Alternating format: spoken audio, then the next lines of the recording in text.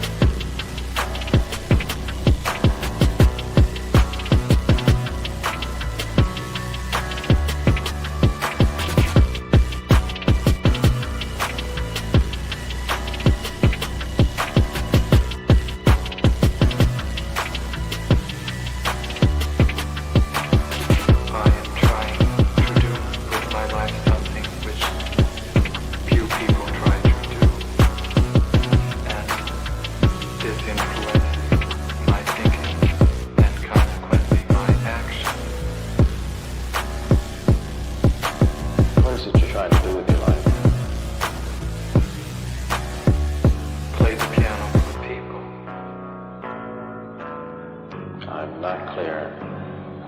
How is it that playing the piano for people has eventually resulted in your being here in the hospital?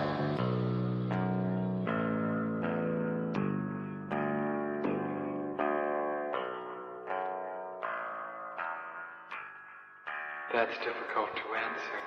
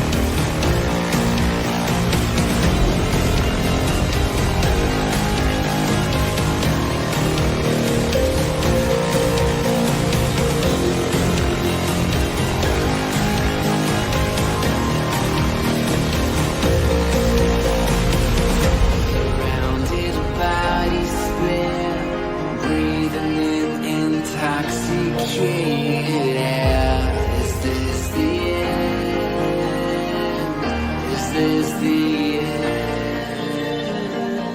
There's a noise inside my head of crying people facing death. Is this the end? Is this the end? Oh, I'm burning in the stone.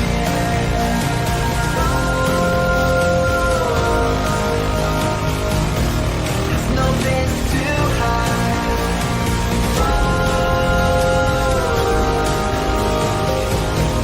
I'm burning in the stone.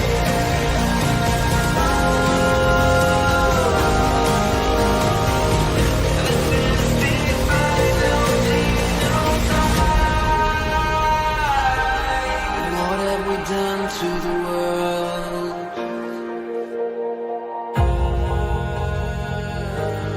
What have we done to the world?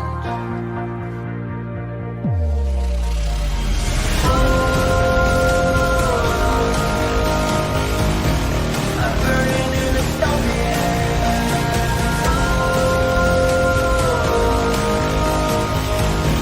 There's no place to hide.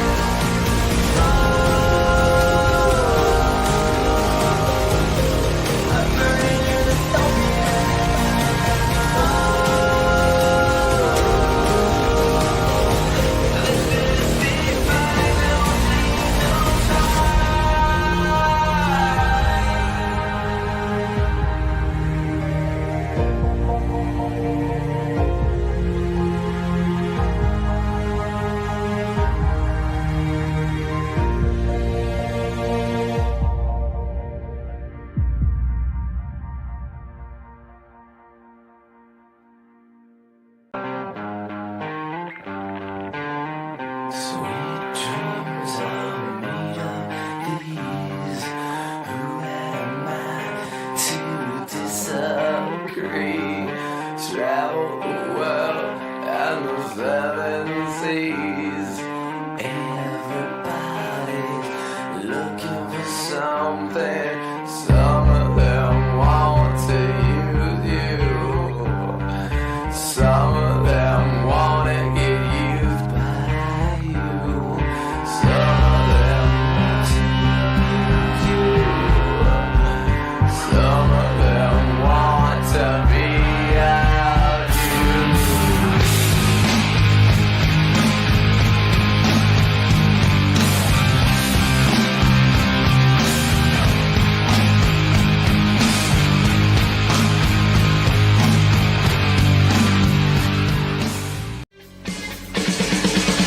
Won't anybody help us? What are we running for? When there's nowhere we can run to anymore. We can't afford to be innocent. Stand up and face the enemy. It's a do or die situation. We will be invincible. And with the power of conviction, there is no sacrifice. It's a do or die situation. We will be invincible. Who the fuck is Karlyn? She's just some sweet lady. She's like in a knitting. She does like a knitting stream. She's like a knitting YouTuber. She does knitting. Can we grow up a little bit and Alt not Girl be sent $200. retarded? Have you Please. seen the work of Karlyn Borysenko? Anti-commie cult leader and is obsessed with looking at what actual far-left communists are talking about and organizing today, infiltrating them. They infiltrated the universities, schools, media. She has the receipts to back it up. Primary source evidence. Infestation is dire and she calls Republicans idiots eating slop. Agree. Thank you for the big super chat. Yeah, oh, I know Karlyn B. She's solid. She's funny. I The like great her. noticer sent $200. Literally. So not it's, Ian. it's not because I haven't dangled my junk into the combat zone on purpose to get some camera footage, but that's the big part of what's the Is problem. that what you call reporting? Go and live under, if streaming? you're going to do it, Yeah, go seriously. undercover. Otherwise you're wearing a hunk of meat in a lion's den. Nick Shirley, I love you. Take care of yourself, man. Karlyn Borysenko went undercover. Do stuff like that. Like if you want to expose this thing, don't pariah, please. But Ian, here's and I agree with you to an extent.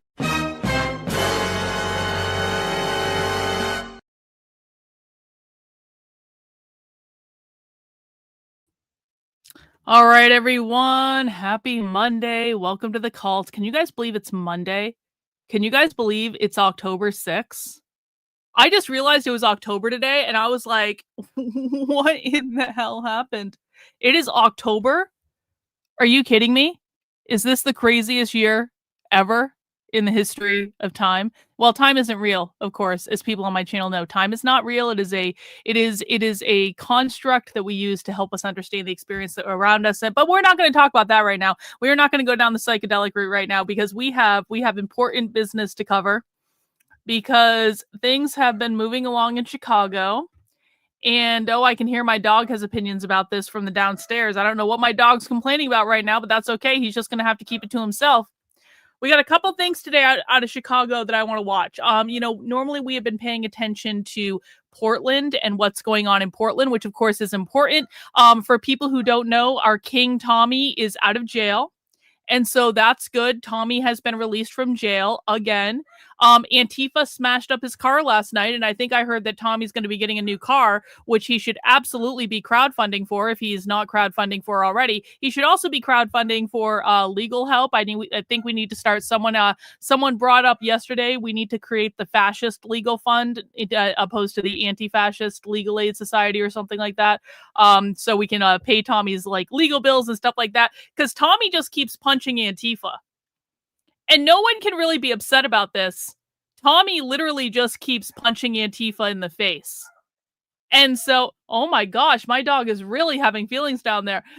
So if you missed the fight with Tommy last night, guys, actually, you know what? You can find it on my channel. I posted a video of it earlier today. Let me get the YouTube link up. There I am.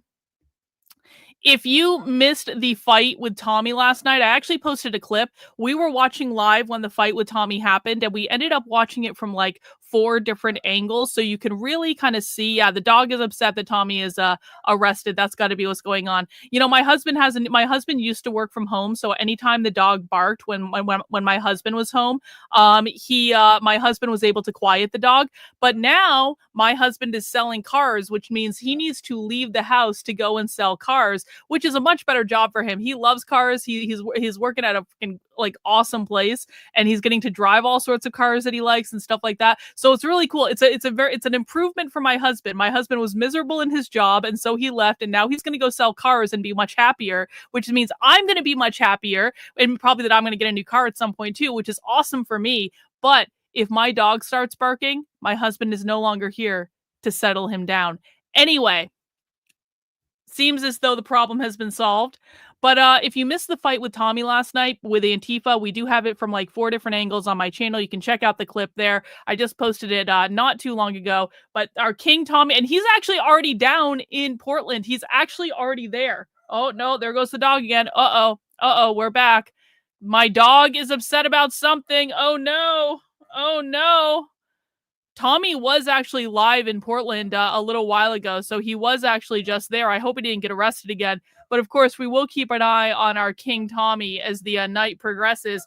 But we have important business to cover out of Chicago because, of course, Portland is not the only place. I need to get do I need to get my dog a bark collar? Is that what needs to happen? Now that my husband isn't here anymore, I need to get my dog a bark collar where like I can zap him from the upstairs if he's, we'll have to talk about that later. Anyway, we are going to watch a couple things happening out of Chicago today because Chicago, of course, is another ground zero for Antifa. And so they are attacking the Broadview facility outside of ICE in Chicago. And if you followed my content, you knew they were going to do this for a very long time because they were publishing openly that they were going to do this on their website. But now it's kind of all coming down, and they've been protesting outside of Chicago just as like they've been protesting outside of Portland. In fact, the other night, did my husband leave me? Literally go fuck yourself. My husband is at work selling cars right now. Did my husband leave me? What the fuck is wrong with you? Go away. Time out. Ban. My God. Yeah, he left the house to go to work. That's what happened. Anyway, so over the weekend in Chicago, there was actually an incident. I don't know how many people heard about. Oh my God. I'm going to fucking murder my dog, aren't I? He was quiet all day. The dog was literally quiet all day long. And now he's like, Can you tell he has Chihuahua in him? He's a Chiweenie, for people who are curious. All right, well, just going to have to deal with it, because I'm not getting up to go downstairs and yell at my dog right now.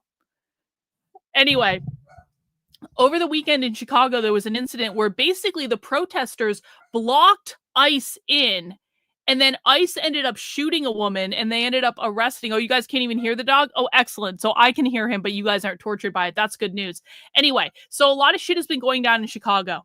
And in response to that, do you guys think that the mayor of Chicago or the governor of Illinois is being productive about wanting to stop Antifa? One in the chat if you guys think that the mayor of Chicago and the governor of Illinois are being totally committed to stopping Antifa and stopping the protests that are going outside the ICE facility. 2 in the chat if you think the mayor and the governor are just going to do things that is going to make the problem worse. Yeah, see, I wasn't even done explaining, and there's already a bunch of 2s in the chat. Yep. Yeah. That's exactly right. The mayor of Chicago and the governor of Illinois, both of whom are actually, the mayor of Chicago is a Democratic Socialist. The governor of Illinois is technically a Democrat, but the Pritzker family is so weird. The Pritzker family funds all sorts of weird trans shit because one of the Pritzkers is a trans. The Pritzker family also owns a lot of the property in downtown Chicago that basically the far left uses to organize. So the Pritzker family is like, they're technically Democrats, but they fund a lot of really leftist shit. And so, of course, they're all going to F it up. We have, we're going to watch a little bit of news coverage because apparently the mayor of Chicago has declared several ICE-free zones, which means that not only is he not going to cooperate with the Trump administration in terms of like doing deportations and stuff like that, but they're actively creating sanctuary sections of the city for illegal aliens to hide out in. So we'll watch a little thing about that. There was also a press conference earlier today, and this was covered on Status Coup News, where Trump is, of course, trying to deploy the National Guard to Chicago. And now, of course, the governor of Illinois is going to sue the Trump administration because he doesn't want the National Guard to be deployed to Chicago.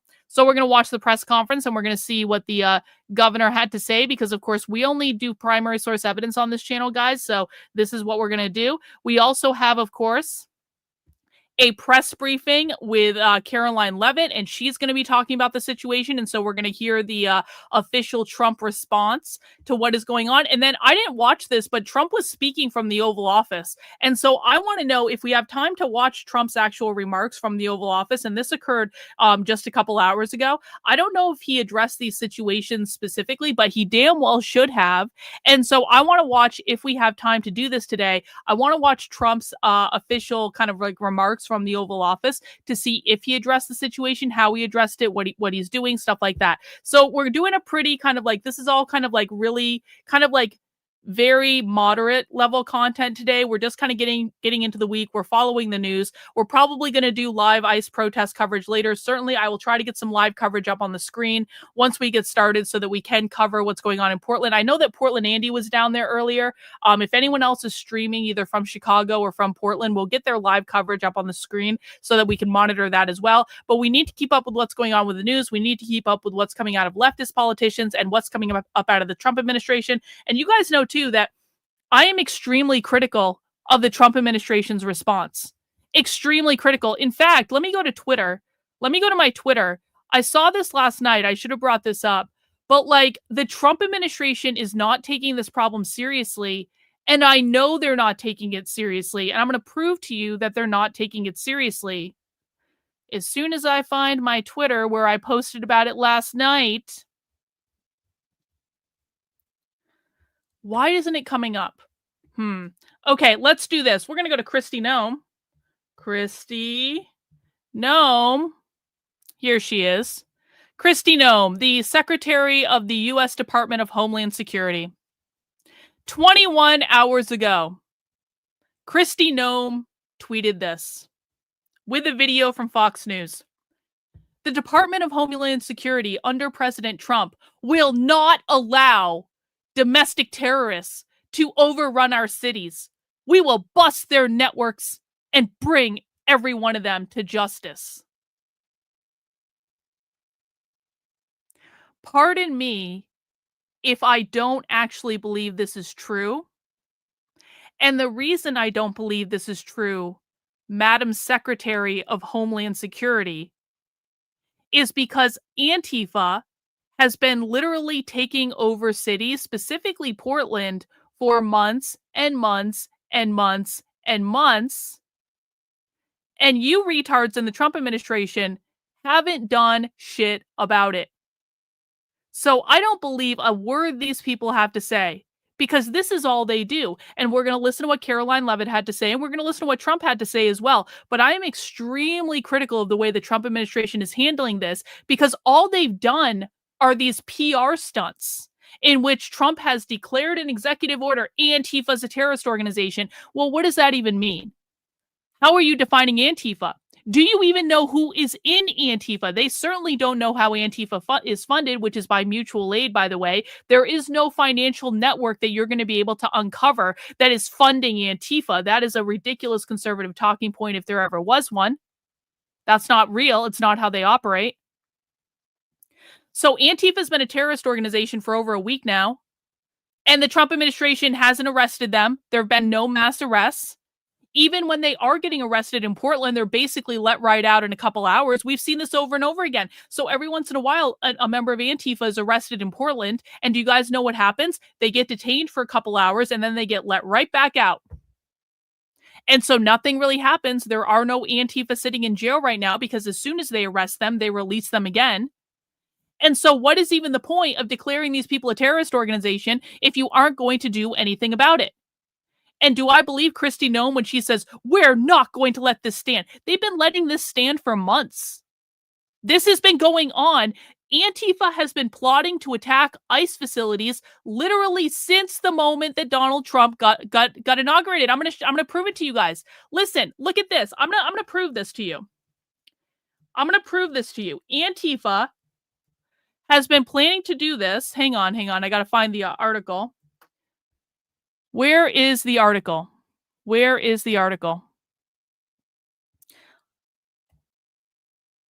On January 21st of this year, and I will put this article in the chat for anyone that wants to see it.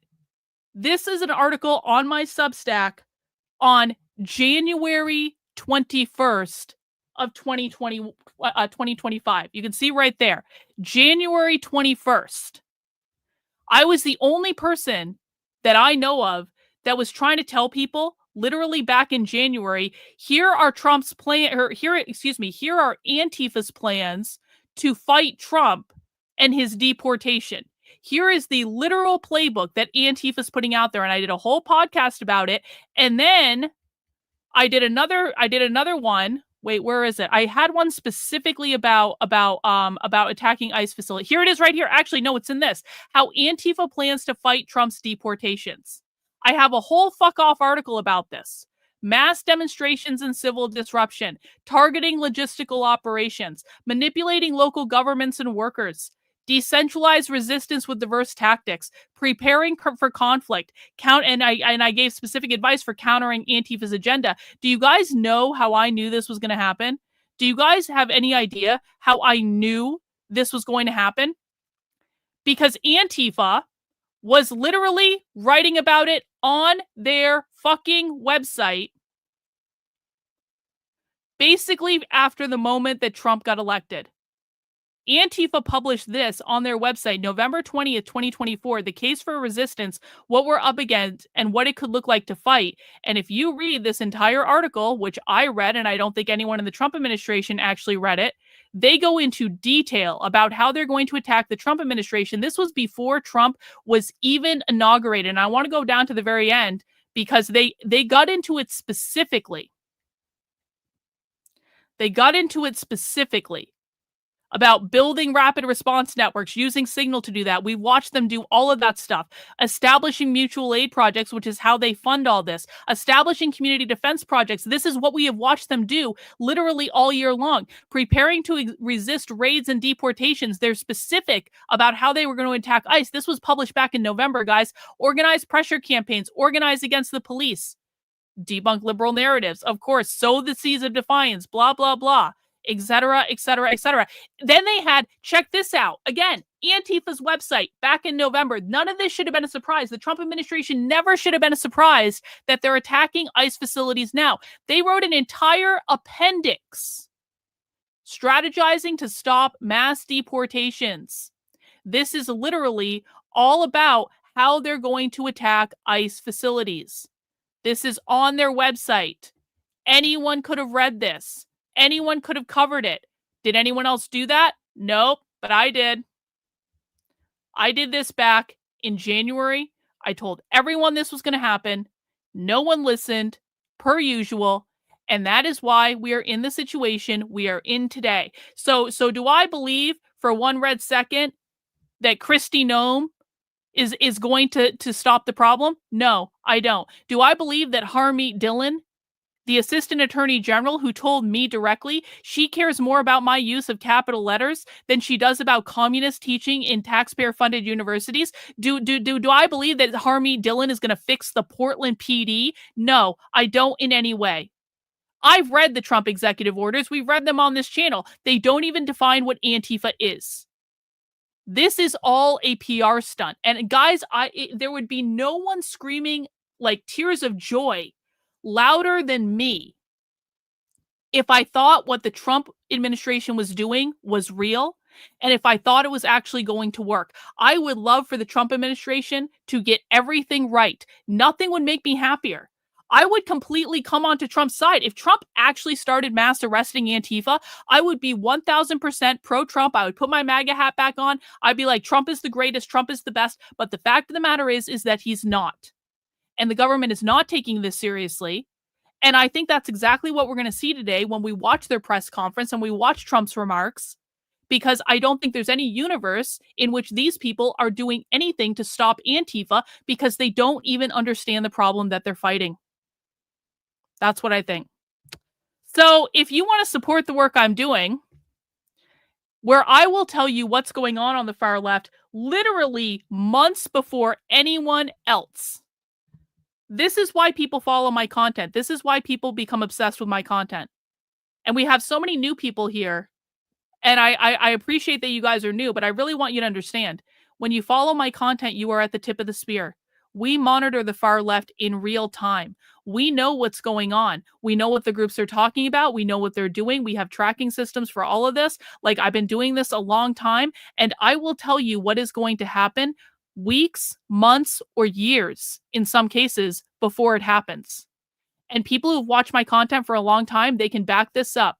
Almost every single thing that I say, I'm not 100%, but I'm pretty effing close. Almost every single thing I say about the far left ends up coming true in reality. And the reason that is that I use only primary source evidence. So you can't lie about primary source evidence. Primary source evidence is what it is. There's no narrative. There's no twisting. I'm not even really doing analysis in like a real way. I'm literally just showing you, here is what they're saying. If you know where to look, if you know where they publish, if you know where they're doing talks, where they're posting videos, you can literally just look at what they're saying and doing and turn your ears on and listen for a minute, and you will know what's coming next. It is very, very, very clear.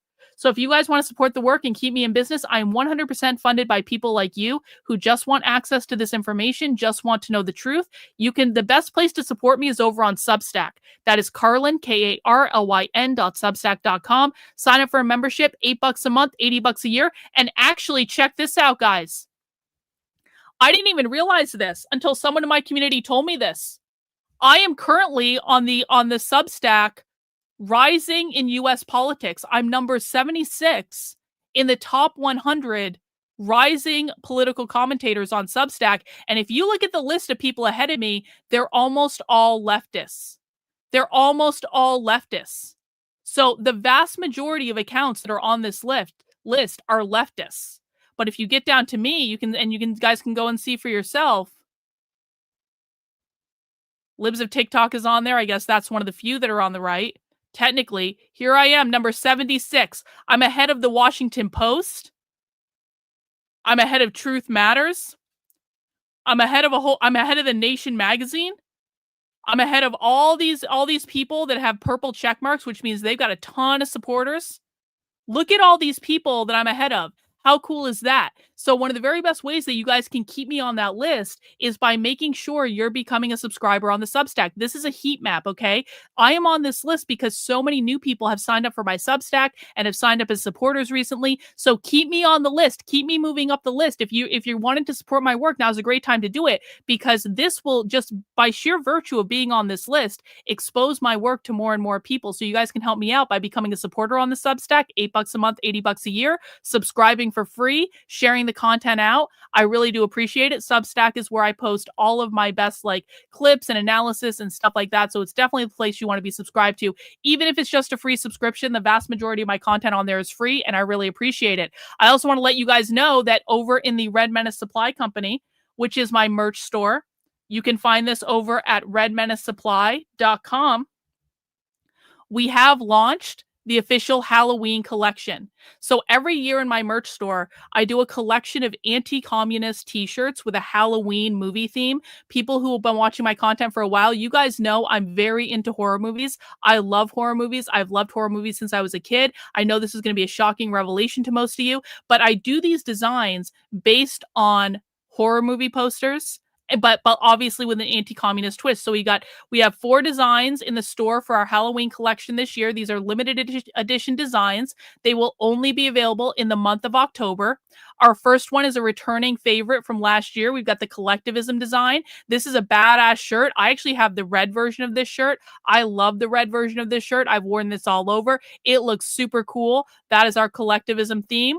We also have, returning from last year, the actual bestseller from last year, which is the Marxist Utopia of the Dead, of course, based on old school zombie movies. And you got the Capitol in the background there with all the zombies taking over. We also have a couple new designs for this year. The first new design is going to be Communism, The Boot Never Lifts. I wanted to do like a color block 70s style movie poster, kind of like a Brave New World feel, but obviously very 1984. I love this one. This one looks super cool. And I'm also going to be getting this one in red, because the red one, I don't know why, the red shirt looks awesome.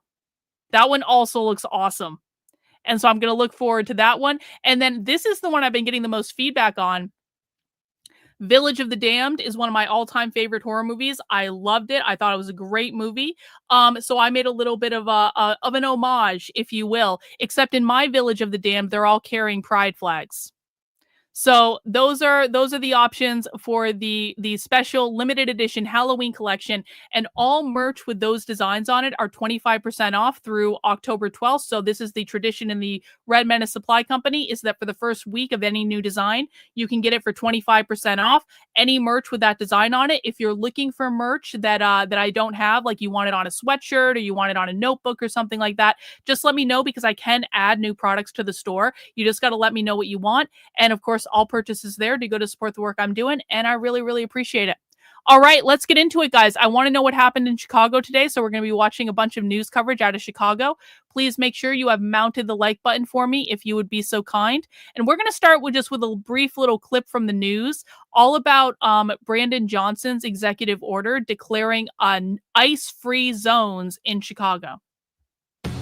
This is Chicago's very... Oh, hang on. I need to fix the sound on my end so it doesn't echo for you guys. Hang on 1 second. My bad.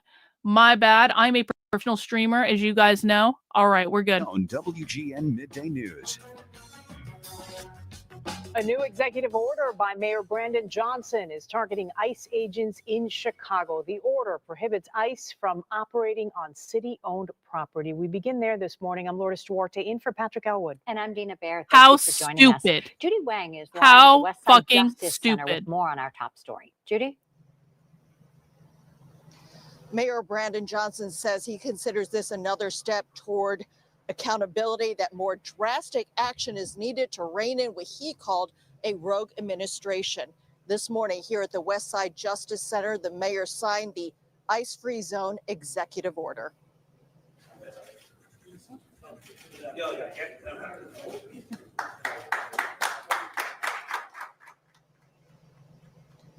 The order makes it illegal for federal immigration agents to use city-owned property for their operations. On display, a sign that will be posted at places that include CPS and Park District parking lots.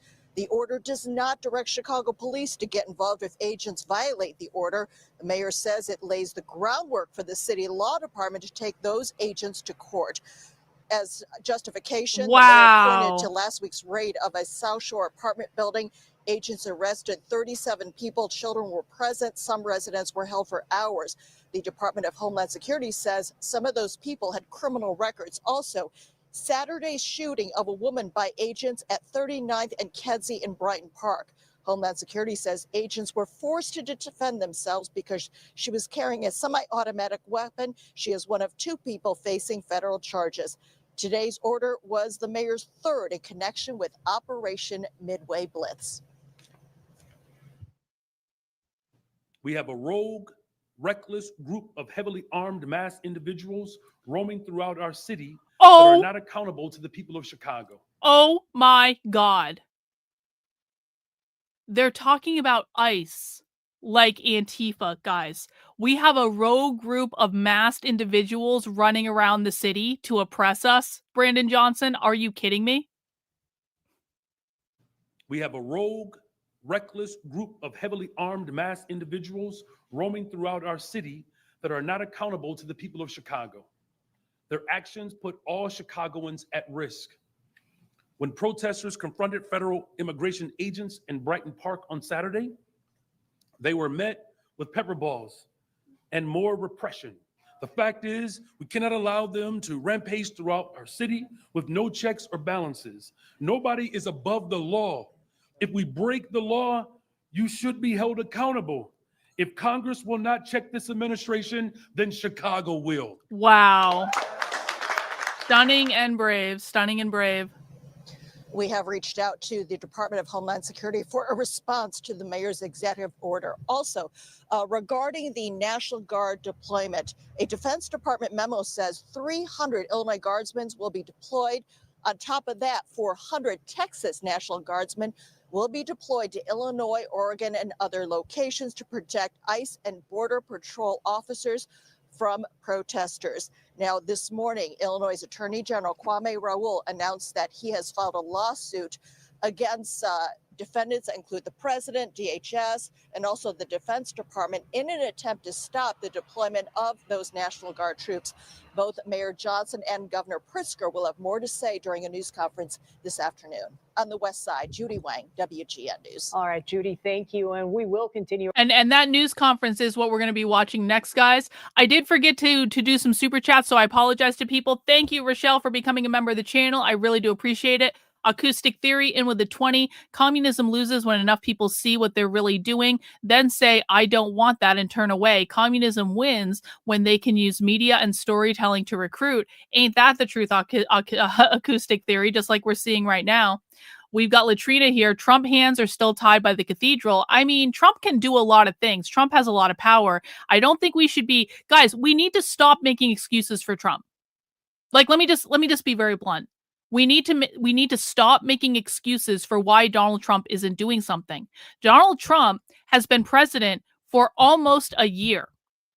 Donald Trump has a previous term as president where he had 4 years of experience. Just how long are we expected to wait for Donald Trump to do his fucking job? Because Trump said he was going to declare Antifa a terrorist organization in the first term.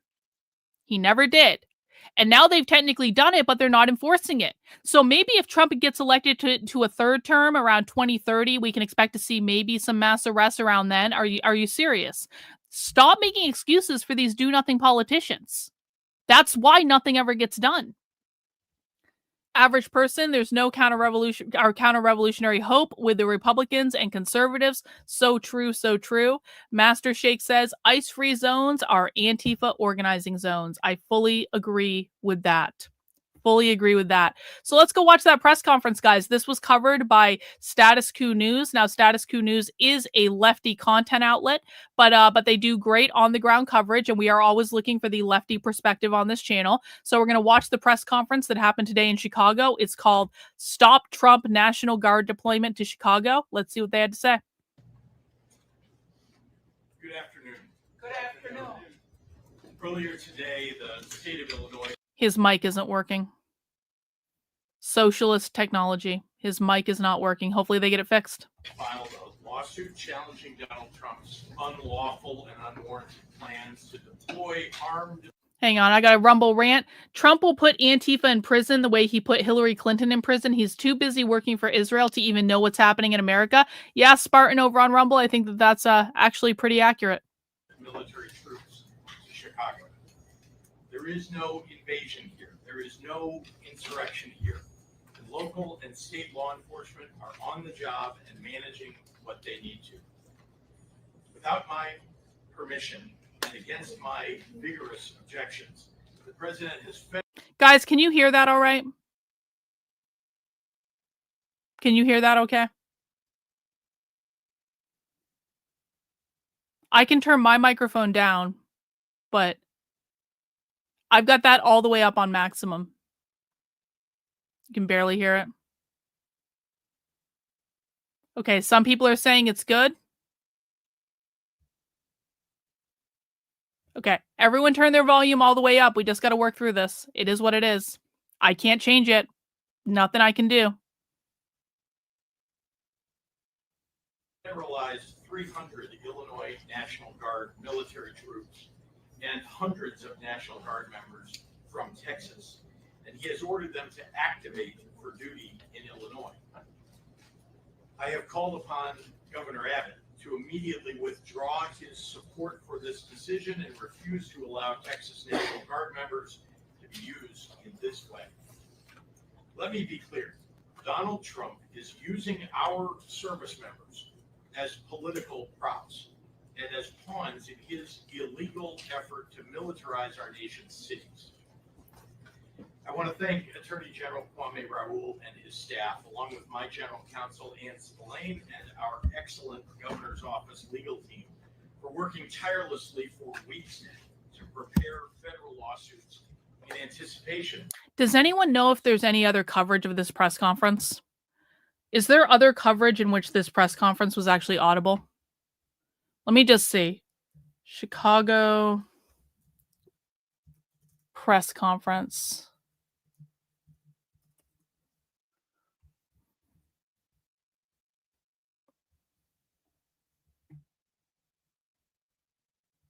I'm looking for other coverage of this press conference where it's actually audible. One sec, upload date.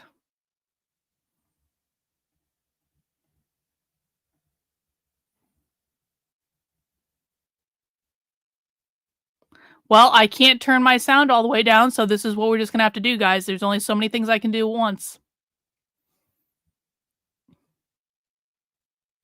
That's not the full press conference. That's not it. Is this it? Okay, this is it. Let's try this. No, it doesn't work. People keep telling me it doesn't work, so I didn't even bother to install it.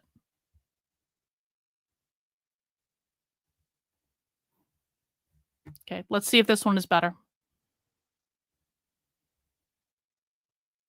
Oh, this one doesn't even have any sound. Okay. Here we go. This is better. This is better. Okay, we got it. We got one. We got one. They took them a minute to figure out the sound, but we got it. Okay, we're there. We're good. I don't know why the sound was turned off at the beginning, but he does actually start talking at some point. Streets of Chicago to brought There we go. Kristi Noem and Gregory Bovino have brought their militarized CBP and ICE agents to the streets of Chicago to cause violence and chaos in this city. They need to stop inciting our city's residents. Since the beginning of this invasion, families have been snatched up off the streets or removed from their homes, zip-tied and detained for hours, including especially U.S. citizens and legal residents of our state. And in the words of CBP Chief Patrol Agent Greg Bovino, they're being chosen by how they look. Peaceful protesters have been hit with tear gas and shot with rubber bullets. Yeah, peaceful Journalists protesters. simply Peaceful reporting protesters. the facts on the ground Bro. have been targeted and arrested. U.S. citizens, including children, have been traumatized and detained. This escalation of violence is targeted and intentional and premeditated. The Trump administration is following a playbook: cause chaos, create fear and confusion, make it seem like peaceful protesters are a mob by firing gas pellets and tear gas canisters at them. Wow. Why? To create the pretext for invoking the Insurrection Act so that he can send military troops to our city. He wants to justify and normalize the presence of armed soldiers. That is, guys, do you know why we only look at primary source evidence? Because primary source evidence doesn't lie. Politicians like this rely on the fact that people don't bother to look at primary source evidence. And this is why they can get away with just bold-faced lies. To say that there's no mob and that ICE is just deliberately shooting pepper balls into a crowd to try to make it look like there's a mob, that's absurd. It's absurd on the face of it. We have watched the coverage out of Chicago. That's literally not happening. But the reason that JB Pritzker gets to get behind a microphone and lie and get away with it is because he relies on the fact that people are not going to watch the primary source evidence. And by the way, it's not just the Democrats that do this. The Republicans do it too. Every politician, all of these people, they're always trying to push a political narrative. And that's why you always have to go back to the primary source evidence for both sides to say, is this even true? Soldiers under his direct command.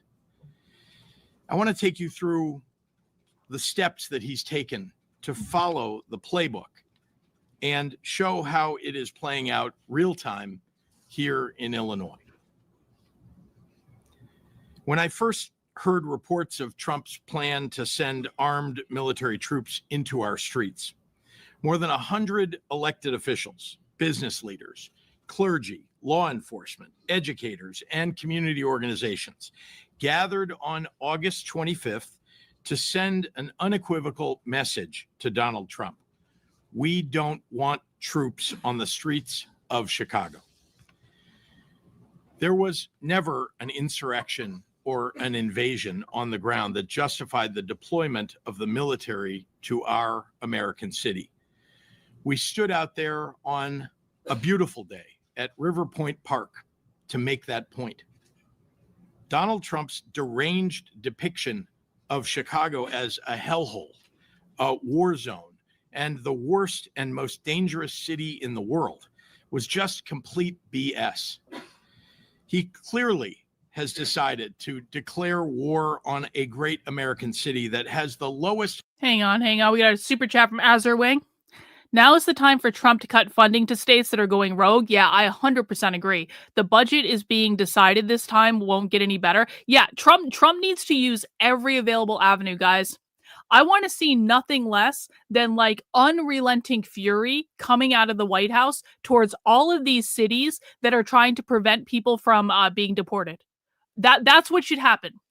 And quite frankly, it should have happened months ago. I want the Trump administration to be using absolutely every single fucking lever that they can use to punish these Democrat politicians. Do not do this in my chat. No Fed posting in my chat.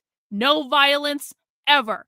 Everything you guys put in the chat reflects back on me and can be used against me. No talk about using violence ever. I don't care what feelings you're having. I do not care. I am not going to get in trouble and get my YouTube channel pulled because you guys are having feelings in the chat.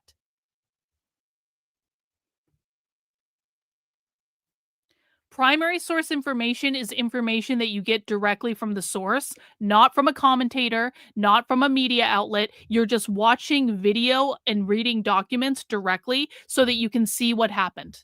It's a good question.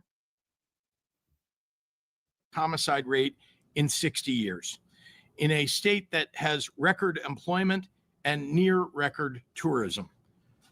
And he's done it for some unspoken reason. I spent the days and weeks following that out and about in our communities, in Bronzeville, in Austin, in Little Village, Berwyn, South Shore, and others, walking and talking and listening to real Chicagoans and local business owners, something Donald Trump, Greg Bovino, Tom Homan, and Kristi Noem have never bothered to do. No insurrections, no invasions. The folks in the neighborhoods do not want armed troops marching in their streets. When it comes to public safety, they want civilian law enforcement when they need them, and jobs, and after-school programs for kids in the neighborhoods. They do not want Donald Trump to occupy their communities. Then the Trump invasion began. Since ICE and CBP announced their operations on September 8th, our people have been subjected to violence, intimidation, and harassment. They have struck fear in our communities, including notably fear in the hearts of U.S. citizens. Trump and the thuggery that his agents have brought has actively made us less safe. Less than a week later, on September 12th, ICE shot and killed a man in Franklin Park, a nearby suburb of Chicago. His name was Silverio Villegas Gonzalez. Reports say that he had just dropped his kids off at daycare and was headed to work. Shortly after that incident, ICE issued a statement justifying the killing, saying that the federal agent was seriously injured, sustained multiple injuries, and was dragged a significant distance. Right. Immediately, we were left with more questions than answers. Oh, come on. And frankly, the story just didn't add up. I demanded a full accounting into the facts of the situation. The community was rightfully distraught. Even Mexican President Claudia Sheinbaum demanded answers. A Jewish communist. The facts are coming out, and they are raising even more questions. The Chicago Sun-Times obtained body camera footage from Franklin Park PD. The agent said on camera his injuries were nothing major and that he was dragged a little bit. As a reminder, DHS said that the agent was seriously injured, sustained multiple injuries, and was dragged a significant distance. His children, Silverio's children, have now been left without a father, and they and the public deserve to know the truth. There's been zero accountability or transparency from ICE or the administration. Yeah, he was just dragged a little bit. Last week, federal agents dressed in camouflage gear conducted a military-style raid on an apartment building in South Shore, a neighborhood of Chicago. They brought Black Hawk military helicopters and more than 100 agents in full tactical gear. Even though it was supposedly a very dangerous and important mission, they brought dozens of cameras and set them up so that they could film their attack on the building in HD. Yeah, I heard about this. So apparently, they're setting up a no Antifa tent outside of the ICE facility in Portland tonight. Guys, we will be doing live coverage of Portland later, but we're going to do some news coverage for right now. I should probably find a live stream and get it above my head. Thank you for reminding me. For social media. See for yourself. Is Andy out there?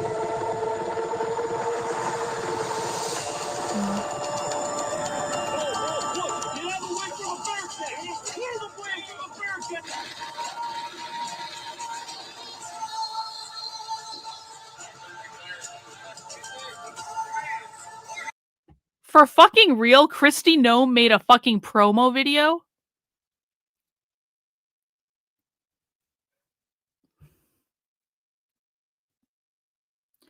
I am not opposed to the Trump administration doing videos like this. I am opposed to it when they're doing it to try to make people think that something is happening when it is not happening. The situation is not under control in Chicago. The situation has not been under control in Chicago in a very long time.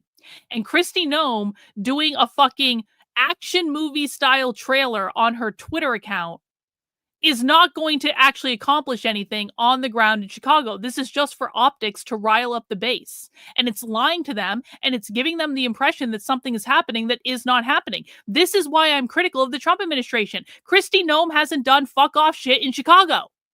So why is there an action promo saying, we're here for you, Chicago? No, they're not.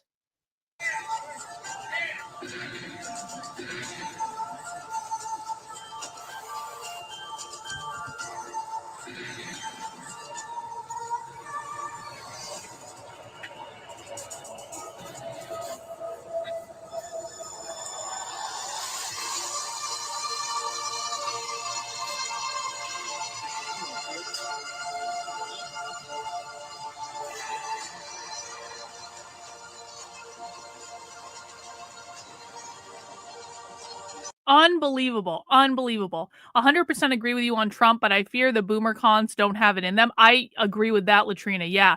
They'll play defense up to the 2028 strike. The left is in their OODA loop. Yep. I 1,000% think you get it. Thank you.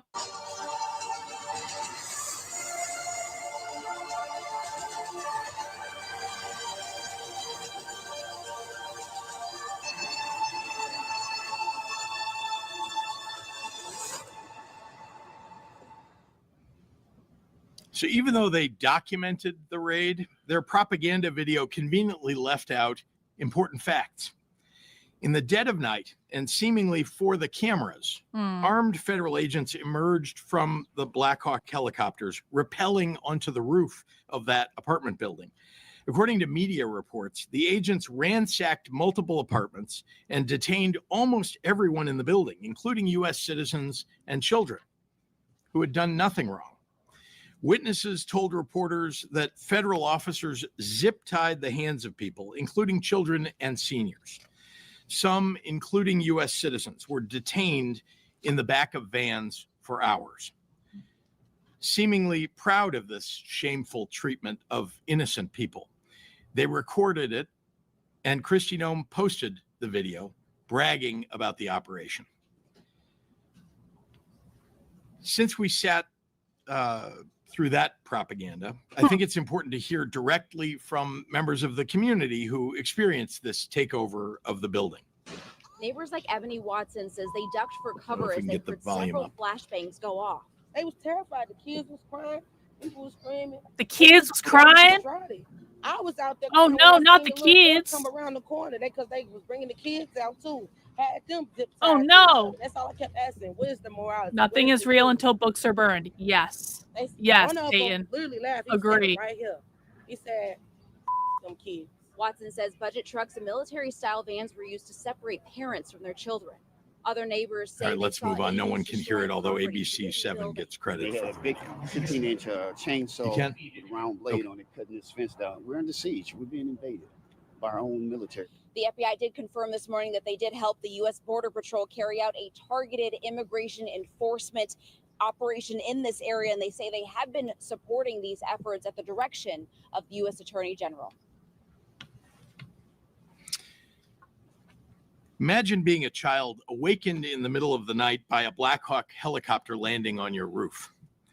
Imagine an armed stranger entering your home and forcibly removing you from your bed, zip tying your hands, separating you from your family, and detaining you in a dark van for hours.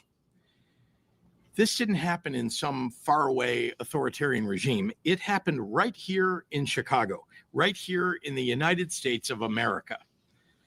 The reports of excessive use of force against children is unconscionable.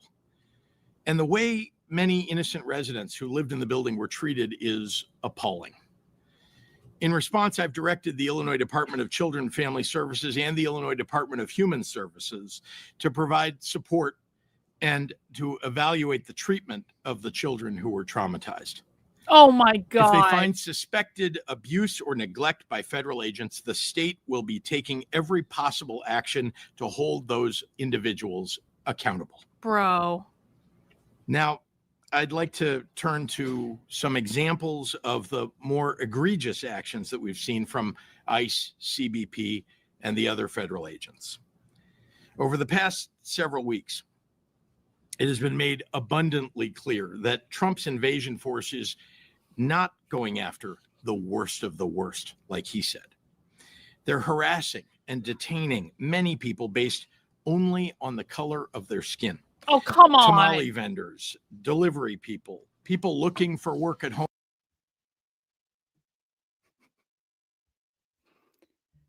if we're being honest about it, it's actually kind of based of ICE to be detaining tamale vendors. If you're gonna do targeted enforcement, tamale vendors is actually a pretty good fucking place to start if we're being honest about it. In Chicago, tamale vendors in Chicago are usually illegal. Say it ain't so. Harassing and detaining many people based only on the color of their skin. Tamale vendors, delivery people, people looking for work at Home Depot, and even families just out and about enjoying themselves on a sunny day. Dasha Ramirez, an 8-year-old girl, and her family were detained by federal agents while enjoying a day in Millennium Park. Witnesses saw her crying and clutching her doll. Honestly, what danger did they represent? What is it that they presented that was so awful? And how did detaining them make anyone safer? Federal agents have been openly carrying assault rifles downtown, racially profiling people, and based on that, demanding proof of citizenship and snatching people up God forbid. in our neighborhoods without a judicial warrant. All of it rightfully has Illinoisans very upset. Mm. In the small suburban village of Broadview, Illinoisans. with a population of 8,000. Exactly. Federal agents have turned 2 blocks of protest areas into a war zone by firing chemical agents and tear gas at peaceful protesters. Peaceful. They've used rubber bullets and Peaceful. flashbangs. Agents reportedly unholstered their guns and pointed them at peaceful protesters. They arrested a journalist who was a bystander, and they fired a chemical weapon at a CBS reporter in her car. They even detained Juan Munoz. Wait. Based? The Trump administration fired a chemical weapon at a CBS News reporter in her car? Can we get more of that, please? Arrested a journalist who was a bystander, and they fired a chemical weapon at a CBS reporter in her car. They even detained Juan Munoz, an Oak Park trustee, and they're detaining people for extended periods in a facility not designed for that purpose. After seeing this, I could not, in good faith, allow federal agents to continue inciting people who were there to express their First Amendment rights. At the request of the Broadview Police Department and with the help of the Cook County Sheriff's Office, we sent backup to ensure people could safely express their rights while also protecting nearby Broadview residents. They sent the police to the Broadview immigration facility, not to arrest the people who were causing a problem, but to protect the rights of the protesters and to make sure the protesters were not harmed by ICE. Guys, is there a clearer example of what an insurrection is? This is an entire state. J.B. Pritzker is the governor of Illinois. He's got Brandon Johnson, the mayor of Chicago, standing right behind him. And they're literally using the police in Illinois to go and protect the people who are attacking the ICE facility. Like, is there a clearer case of insurrection?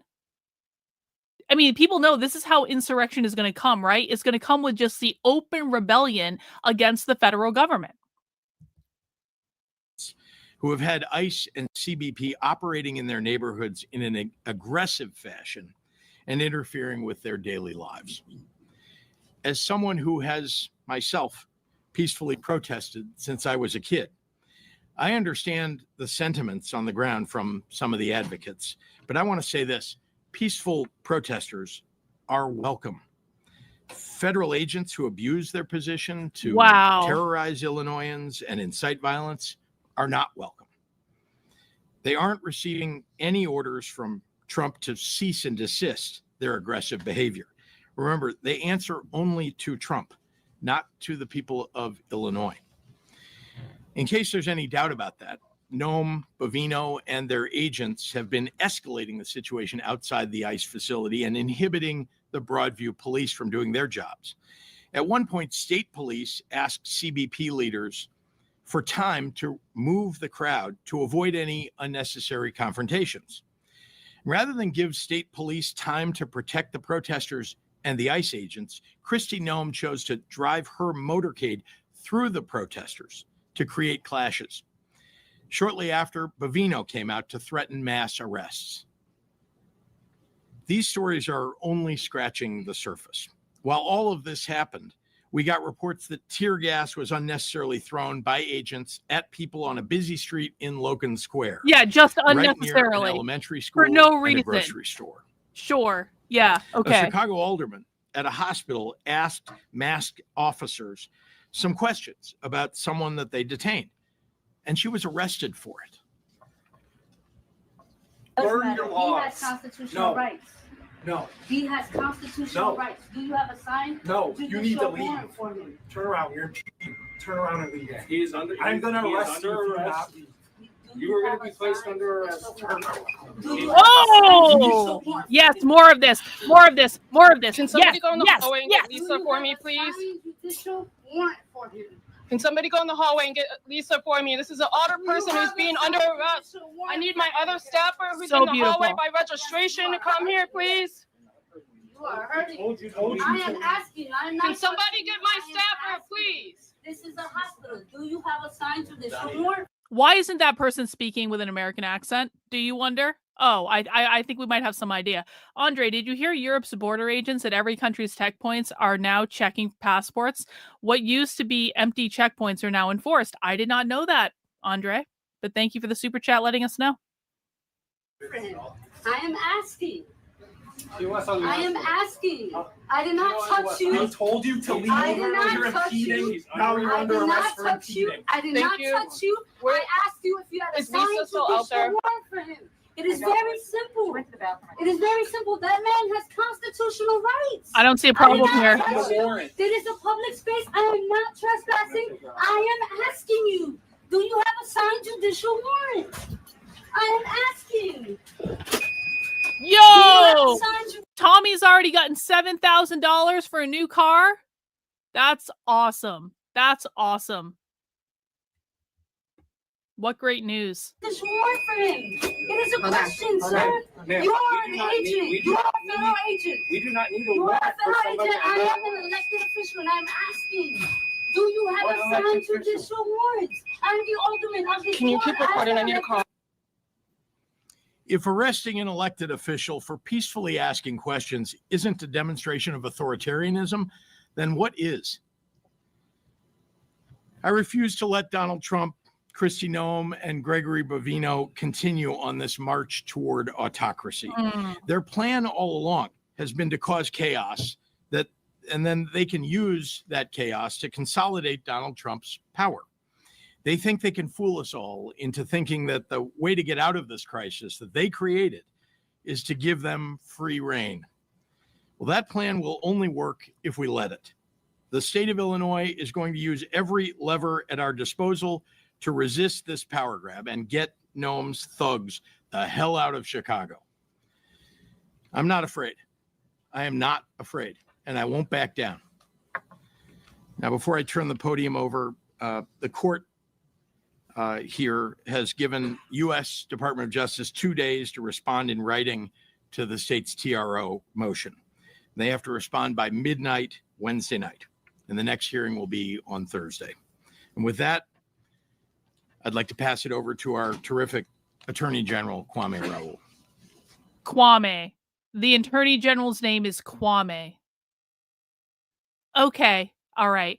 Guys, we were watching a press conference that happened in Chicago today with the Illinois governor who is basically telling Trump to go fuck himself. You've also got the mayor of Chicago declaring ice-free zones. We are seeing directly what they talked about at this press conference today. So if you just joined, that is what we're watching. We will be doing live protest coverage later on tonight, but we're catching up on the news today. And we're also going to get the Trump administration response. I just want to remind everyone, if you just joined, please make sure you mount the like button for me. If you don't feel comfortable mounting the like button because you guys just met, that's That's cool, man. You can shake the like button's hand. You can give the like button a hug. Put your arm around the like button. Give the like button a kiss on the cheek. Give the like button a slap on the ass. Just do something to the like button. Introduce yourselves. Get friendly. All that stuff. The more likes the video has, the more people come and watch, and the more fun we have in the chat. So let's keep going.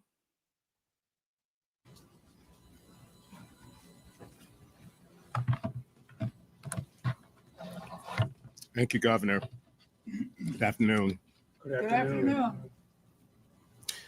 As we all know, the president has for some time been threatening to deploy the National Guard into Chicago and into the state of Illinois. And that's significant. And he's been threatening to militarize our streets, and in many ways has done so. This morning, I filed a lawsuit challenging the unlawful deployment of the National Guard troops to Illinois, including the Illinois National Guard, the call for the Texas National Guard. And my lawyers have just, as the governor updated you, were just in court arguing these actions. We're seeking a temporary restraining order, and we'll hear from the government within the federal government within a couple of days. The American people, regardless of where they reside, should not live under the threat of occupation by the United States military, particularly for the reason that their city or state leadership has fallen out of the president's political favor. I said we would be prepared to respond to any unlawful deployment, and that moment has come, and we have responded. In the more than 40 lawsuits we have filed challenging the Trump administration's unlawful actions, we've explained that the executive branch has to follow the law. A president cannot go beyond the authority granted by Congress with regards to deploying the National Guard. The militia clauses of the United States Constitution give Congress sole authority to decide what factual circumstances allow the president to federalize the National Guard. The Posse Comitatus Act prohibits members of the military from engaging in civilian law enforcement. And just last month, a judge in California recognized that fact. Our local law enforcement have shown time and time again that they are effective at maintaining peace throughout Illinois. And the 10th Amendment preserves the state's sovereignty and right to do so. And there is no need or justification for a militarized response to anything going on in Chicago. It is unfair to National Guardsmen. Wow. It is unfair to local law enforcement. And it is certainly unfair to the law-abiding citizens of Illinois who do not want to be subject to military occupation. The only situations that are out of control are certain ICE and Customs Border Patrol officers who are engaged in shocking overreach in an attempt. The only thing that's out of control is ICE doing their effing job. To create a crisis. In fact, President Trump's own statements over time demonstrate that this is not at all about an emergency. He said specifically that he wants to use American cities as military. You don't hate these people enough. You really don't hate these people enough. Did they cover the vehicle attack on ICE and the audio recording of the cops being told not to help ICE? No, of course, because they think that ICE were the aggressors in that situation, and they totally blame ICE for those. And so of course the cops wouldn't back up ICE because ICE was the aggressor in that situation. That is their position. Their position is ICE is the only problem here, Everyone else can do whatever the fuck they want. People can attack ICE officers, and that's okay. They can barricade ICE officers, and that's okay. And none of that matters, because it's ICE that is the aggressor. It is ICE that is causing the problem. And guys, this is the mentality of the far left, because ICE, in this case, for the far left, for people who don't know, ICE represents capitalism. How does ICE represent capitalism? Because capitalism to the left is defined as private property ownership. What do you need to have private property? You need a border. ICE are the enforcers of capitalism. They're the enforcers of the border. The border is a manifestation of capitalism to the left. So you got to remember, the left believes that capitalism as an oppressive system is always the cause of all violence ever. And so that is why they're taking the position that they take. Because ICE will always be the aggressors. There is no situation on the left in which ICE will never not be the aggressors, because ICE is representative of capitalism, because they are the enforcers of the private property or the enforcers of the border. Military training grounds. He has threatened, using a meme, Chicago about to find out why it's called the Department of War. He has disparaged and threatened to deploy in Chicago for weeks. This is not about an emergency. This is a political targeting, utilizing our military. This is not about the federal government being unable to do their job through normal channels. This is about a president's unconstitutional desire to take the unprecedented action of militarizing American cities. But just this weekend, a judge in Oregon issued a temporary restraining order stopping the administration similar actions in Oregon. As the judge said in the ruling, this is a nation of constitutional law, not martial law. Donald Trump's derogatory comments about the city of Chicago. Hang on. Let me get this super chat from Steve. The 1973 War Powers Resolution is a federal law meant to check the U.S. president's power to commit to armed conflict without congressional consent. This is what is about to get shot down by SCOTUS. Okay. Thanks for the info, Steve. Appreciate the super chat. I guess we'll see what happens. It started even before he took office. Without any official communication with the state, Operation Midway Blitz began bringing federal immigration teams in unconstitutional detentions and raids that have caused mass panic and protests and injuries. And the shooting of a Franklin Park resident and father during an attempted warrantless vehicle stop by federal agents. Throughout the month of September, it is federal agents who have escalated tactics, with the head of the Customs and Border Patrol operations in Chicago threatening that ICE would bring a shit show to Broadview, which is what they have created. It was not until September 26th that a member... Hang on, I'm going to grab this super chat. Thank you. Let's say Trump backs away from Chicago. Will Chicago become safer or more dangerous for common folks? And what message is sent if Trump backs away? Trump is obviously, like, Chicago's already an incredibly dangerous place to be. And it would just get worse, obviously. Trump should absolutely not back away. Trump needs to double down. Trump needs to go at Illinois and Chicago and all these effing Democrat politicians. Trump needs to go at them just as heavily as they're going at him. And again, I don't want any excuses from the Trump administration. I'm so tired of excuses from the Trump administration and from Trump supporters saying, here's all the reasons Trump can't do that. Trump is the president of the United States. Trump controls the military. Trump needs to stop fucking around. Stop having press conferences. Stop doing PR moves. They need to go and start arresting people. And they can use all of the powers of the federal government in order to figure out exactly how to do that and to get it to hold up in court. Trump is supposed to have the best people working for him, the brightest people working for him. He has every lawyer at his disposal. And you're telling me that he can't figure this shit out? I don't buy it. From DHS was sent to the Department of Defense requesting 100 troops to be sent to protect ICE facilities in Illinois, presumably in reference to Broadview. That memo was emailed to a member of the Illinois National Guard on September 29th, requesting troops to integrate with federal law enforcement operations. The state received no further communication until the morning of October 4th, a Saturday. At that time, Adjutant General Rodney Boyd received a call from the U.S. military asking them to start the process of calling up 300 members of the Illinois National Guard.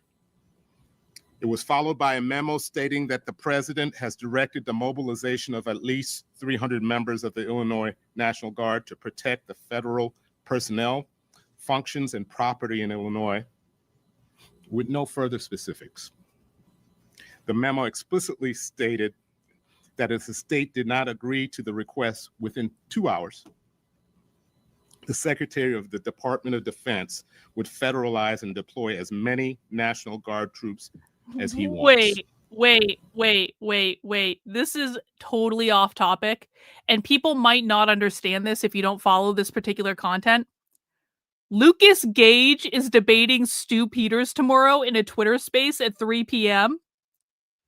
Lucas Gage is debating Stu Peters tomorrow. Is this my birthday?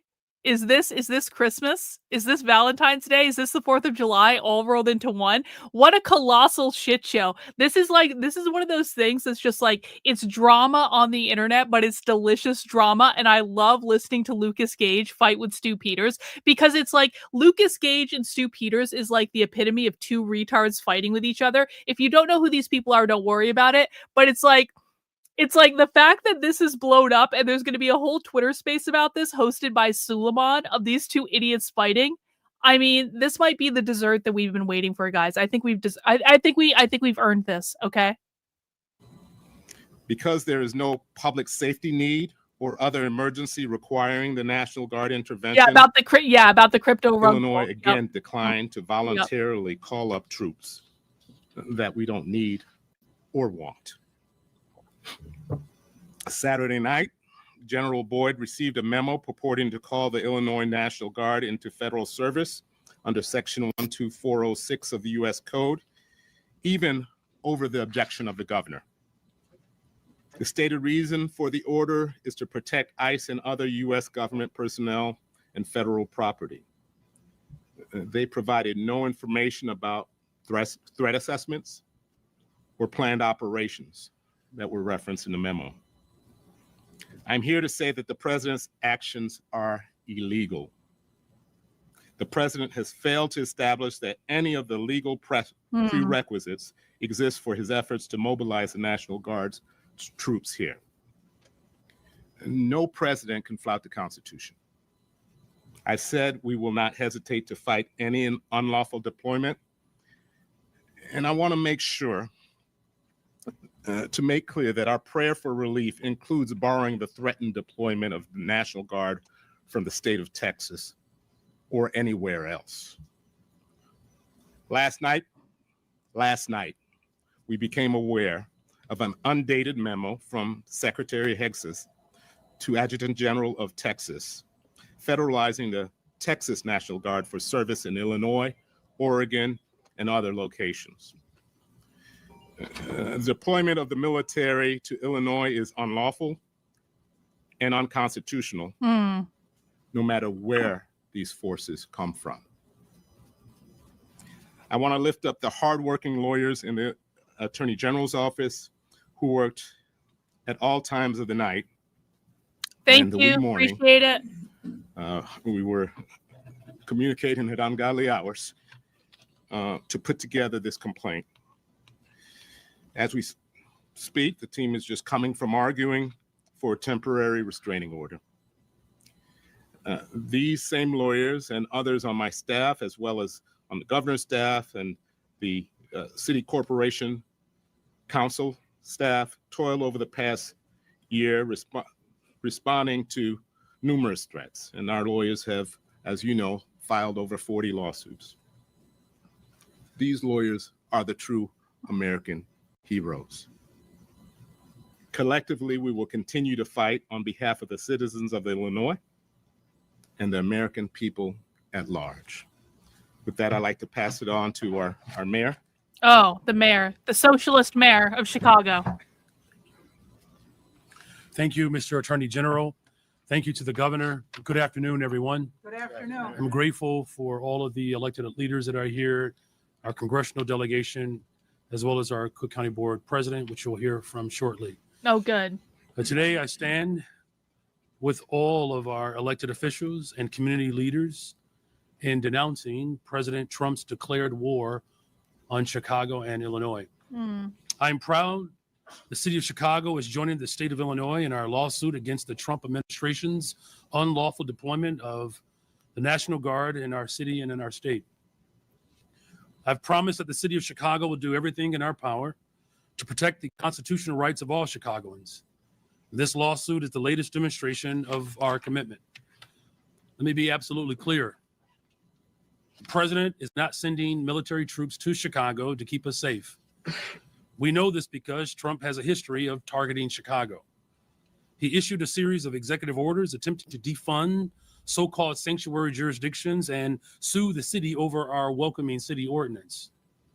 A federal judge recently dismissed that lawsuit, and the courts have prevented the Trump administration from restricting the city's funding based on our local laws. Now that the president has lost those cases, he is changing tactics to send in the Guard. He has stated his intentions outright to use our neighborhoods as training grounds for our military. He told them that they are, and they must be, prioritized in order to, in his words, defending the homeland against the invasion from within in American cities run by, quote, radical left Democrats, specifically including the city of Chicago. The only radical is a president trying to deploy National Guard from across the country into our city. We do not need or want the National Guard to police our streets. We want to continue our holistic strategies and partnerships that have led to the safest summer in the city of Chicago in 60 years. Not only will a National Guard deployment make our communities less safe, but it will also have a chilling effect on economic activity in Chicago, as we have seen in other jurisdictions where the president deployed the Guard. And furthermore, deployment of the National Guard will impose costs on CPD and other city departments who will have to respond to protest activity and any issues that may arise from the deployment. This is wrong, full stop. Hang on, we had a super chat from Andre. The average violent death per day in Chicago at one point in previous years was almost around 5 per day, worse than the overseas war zones. Say no to sanctuary cities for criminals. Yeah. Brandon Johnson is like, guys, we have the safest summer on record. That's still pretty fucking violent. With today's litigation, we send a message to the president. Chicago will not be used as a political prop. Chicago will not be intimidated, and we will not be silent. And to our residents, know that we are fighting for you and using every legal avenue to protect your rights, dignity, and your humanity. And lastly, I want to be clear. When we talk about protecting our democracy, we are not just speaking about the right to vote every couple of years. We are speaking about something much deeper and much more profound. We go back to the labor leader, A. Philip Randolph's definition of democracy, and he said, a community is democratic only when the humblest and weakest person can enjoy the highest civil, economic, and social rights that the biggest and most powerful possess. And that means that whether you are a billionaire or a thousandaire or a hundredaire, you deserve the exact same rights. The Constitution applies to all of our residents. This president wants to remake a country by the ultra-rich and for the ultra-rich, and he wants to use the military and his private militarized force to repress the rights of poor and working people. We prefer a government that is of, by, and for the people. And that's what we are fighting to protect. And thank you again to the governor, the attorney general, and to our congressional delegation and our county leaders, and to all of our partners that have demonstrated a great deal of unity and courage and persistence in this moment. Our city has faced tough times before, and every time we stood strong because we stood together. Let's continue to work together to protect our democracy and to fight for the future of our country. And with that, please welcome to the podium Cook County Board President Tony Preckwinkle. Good afternoon. Uh-oh.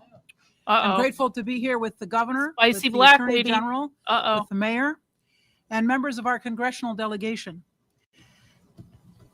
Jesus Garcia, Jan Schakowsky, Mike Quigley, Raja Krishnamurthy, Brad Schneider, Robin Kelly, and Danny Davis. Thank you all. For generations, our neighborhoods have been built and rebuilt by working people who stand together in hard times. We're not strangers to struggle, and we're also not people who will be intimidated. So the latest news on Tommy is Tommy was released from prison, and then he found out that Antifa busted up his car and they knocked out the windows, but it was kind of a piece of shit car anyway, and Tommy knew that. And the good news for Tommy is there is now a GoFundMe effort to try to get Tommy a new car, and apparently Tommy has already raised $7,000 towards getting a new car, which quite frankly he's earned. He punched Antifa out twice in a row, so I think that Tommy's going to come out on top on that one. And Tommy is back out on the streets of Portland. He's been streaming today. I've been kind of monitoring his Twitter feed to see if there's live coverage. Let's see if he's live now. Tommy is not live now in Portland, but he's definitely been streaming throughout the day. And so hopefully we get some more Tommy coverage back at the ICE facility tonight. And we will be doing live coverage later, guys, but we're going to do this news coverage first. And so I appreciate the super chat, Peggy. Thank you. I feel like we need a good old land blessing. Yeah, exactly. We definitely need a land blessing. That's a great idea. The Trump administration's authorization of National Guard troops to enter Cook County and Chicago is a dangerous and reckless abuse of power. It's an affront to local governance, a violation of trust. Yeah, we need to get Tommy a Cybertruck. And an insult to residents and local law enforcement. In fact, Elon Musk should just give him the Cybertruck. Tommy shouldn't even have to pay for this. Elon Musk should just give Tommy a Cybertruck. Elon Musk wants to give Ashley St. Clair a Cybertruck. Well, okay, I mean, I guess she had his kid, whatever. But Ashley St. Clair, all she did was lie on her back and spread her legs, and then turn into a total and complete psycho when Elon Musk tried to give her $2.5 million for having his kid. Tommy's actually being productive. Tommy's actually kicking the shit out of Antifa. I think that's definitely worth a Cybertruck. Deport all these commies, pandering, corrupt mayors. Yeah, I agree. Deport them all. Enforcement officers who are working every day to make this city safer and more just. Slamming human beings to the ground, dragging them in the street.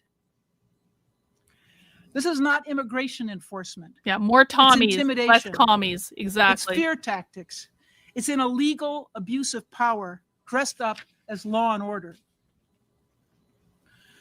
The truth is that our local leaders, our local police, our community organizations, and our residents have been working for years to reimagine what safety means. It's about building trust, investing in prevention, and healing the wounds that have festered far too long.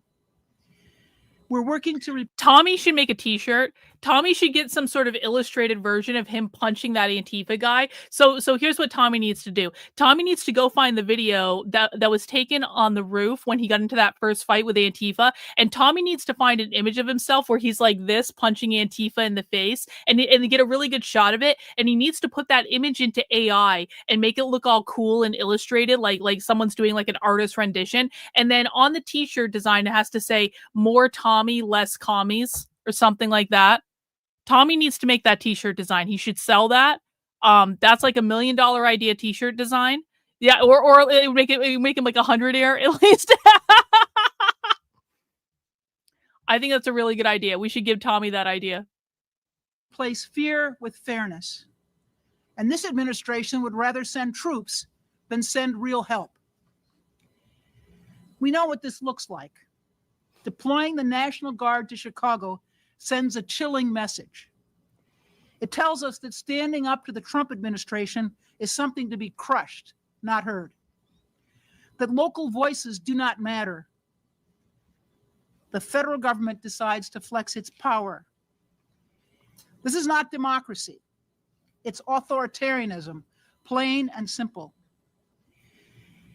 I stand with Governor Pritzker, Attorney General Raoul, Mayor Johnson, and every local leader who rejects this federal overreach. Cook County will continue to stand firm in defense of our residents and our democratic values.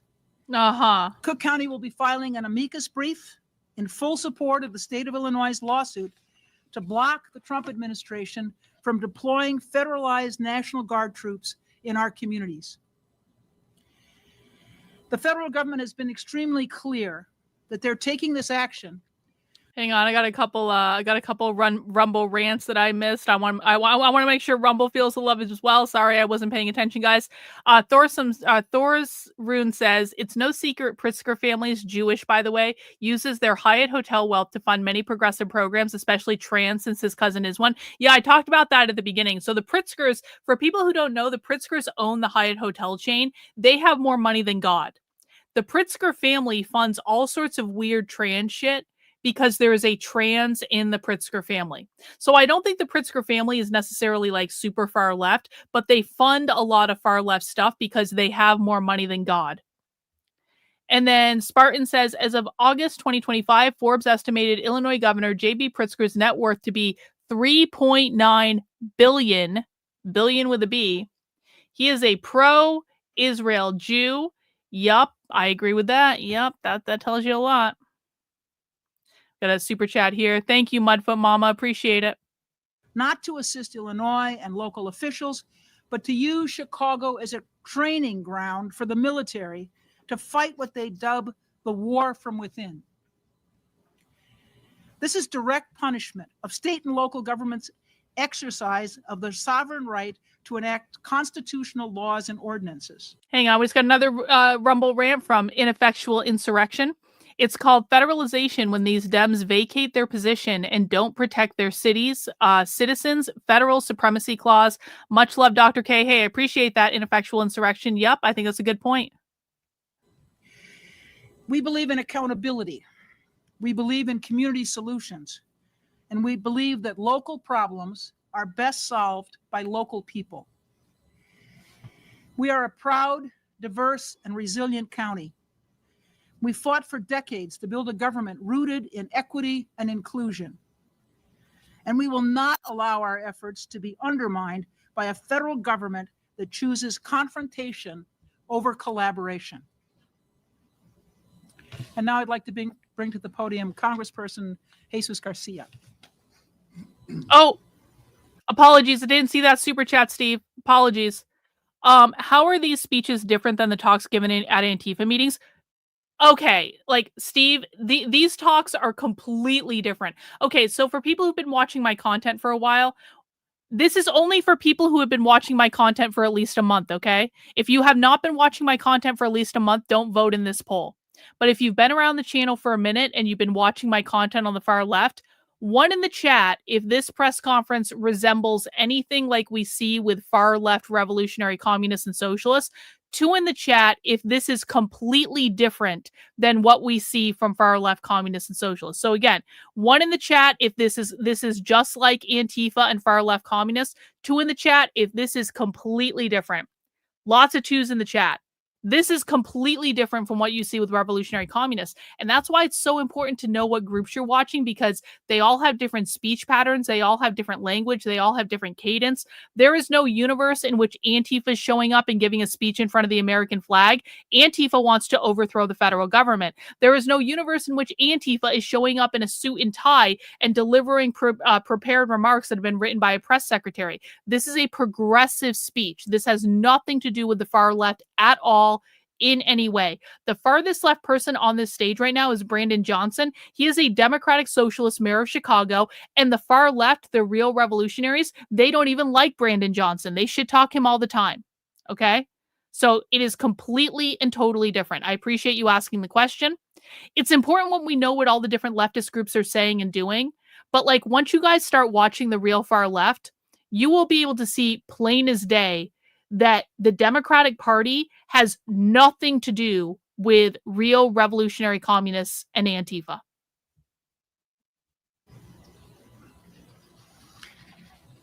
thank you to all the leaders of Illinois and Chicagoland, Cook County. And by the way, on occasion, there will be a far left communist that shows up at talks like this, and they stand out like a sore thumb.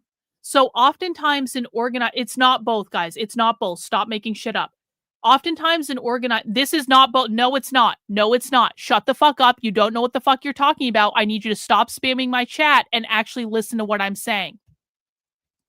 Okay, you just got put in a timeout. If you keep spamming my chat when you come back, oh, just like the Nazis. Okay, you don't know what the fuck you're talking about. Sit in your timeout and shut the fuck up. Try not to break anything. There are situations, and we see this a lot in organizing calls when we monitor those. There are situations where you will have a revolutionary communist that sneaks in and is kind of like among the Democrats. And in those situations, it is so incredibly clear. Like, these people are all Democrats. This person is the revolutionary communist. They stick out like a sore thumb. So there is not a single person that has spoken yet at this press conference that is far left. We can tell that because if there was a far left person that was speaking at this press conference, they would use completely different language. They would have different priorities. They would be talking about different things. And we would be able to tell, oh, that's an actual communist among the socialists. But that's not what's happening here. Fuck off then. You don't do cursing? Then kindly fuck off. There's the fucking door. Show yourself out. You will not police my language. I will swear as much as I fucking want. I watch far left socialists and communists for a living. I have earned the right to swear on my own YouTube channel as much as I fucking want to swear. And if you don't fucking like it, you can fuck off and go somewhere fucking else.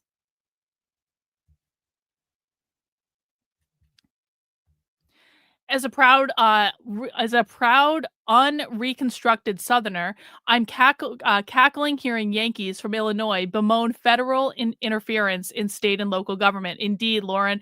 Thank you, Maisie, for becoming a member of the channel. I really do appreciate it.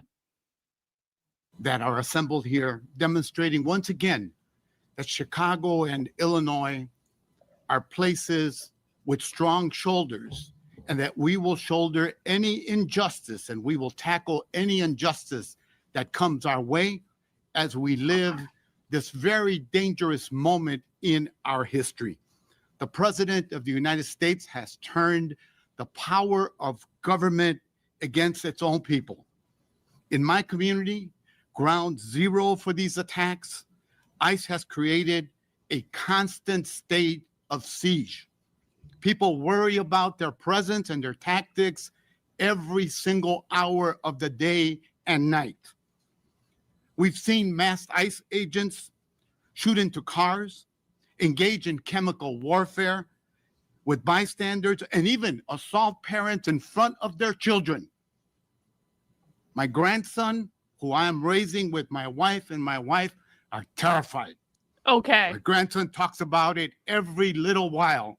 And he wants to know you don't even speak if English. His classmates will be safe, if their parents will be deported. But it's also never been just about immigrants. It's about controlling every one of our communities. No one who has anything other than an English accent should be allowed in government. If you have a Spanish fucking accent, a Mexican accent, I don't give a fuck. If you have an Israeli accent, if you have an accent from any other country, you should not be allowed to work in government. Just like Elon said to the evil ones, go fuck yourselves. Yeah, exactly. Exactly. Brown, Asian, Black, and everyone who is Chicagoland and Illinois. These are not actions of a democracy. These are actions of a tyrant. I took an oath when I became a citizen 46 years ago. When he became a citizen. Again, when I was sworn. When he became a citizen. Exactly, because you're not from here. Studies showing cursing is cathartic and good for your mental health, especially as a release for stress. Yes, I will swear as much as I fucking want. Thank you, William. And when people tell me not to swear, I will swear more just to prove that I can. Azerwing, the next time I hear chemical weapons, it better be mustard gas. Here's hoping. Dare to dream, Azerwing. Dare to dream.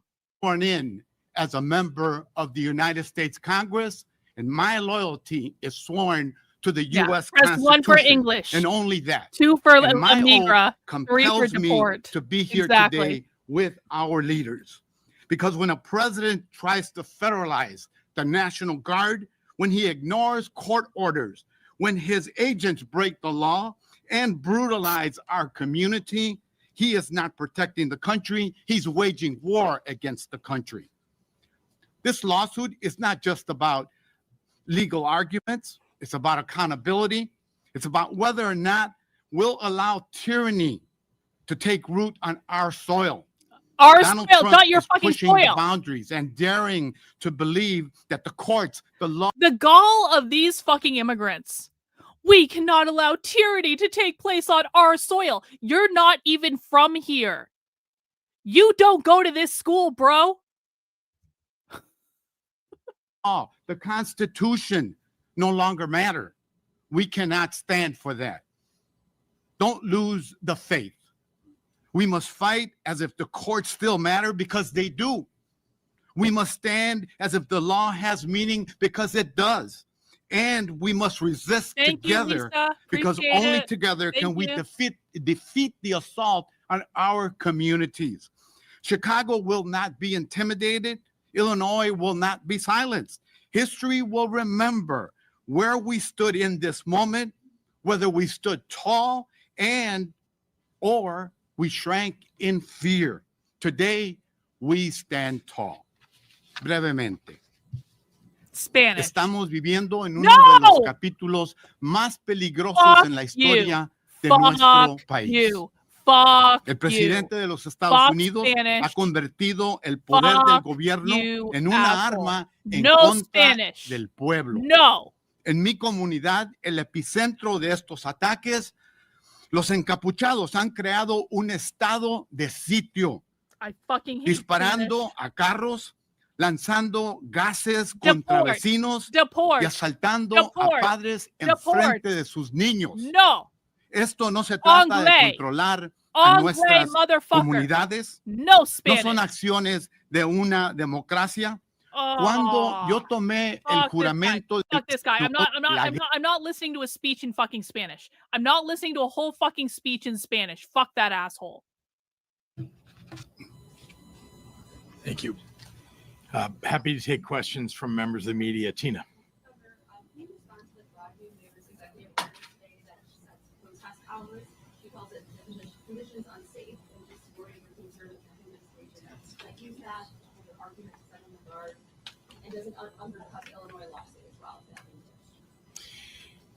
Obviously, this was issued by a mayor who's got the ability to issue executive orders. And she is deeply concerned about the people who live in Broadview and how they've been ill affected by the challenges of her community as a result of the way ICE is behaving. So I know that it was aimed at that. I can't speak to whether it would affect the lawsuit or I know this is about, though, keeping the people of Broadview from being targeted or being unsafe in their communities. I mean, these are folks who are just trying to get to the grocery store, take their kids to school. They live in a community that never had this kind of unrest until Donald Trump decided to do this. Yes. This gentleman here, or sorry, Olivia, and I'll get. Thank you, Paul. Appreciate it.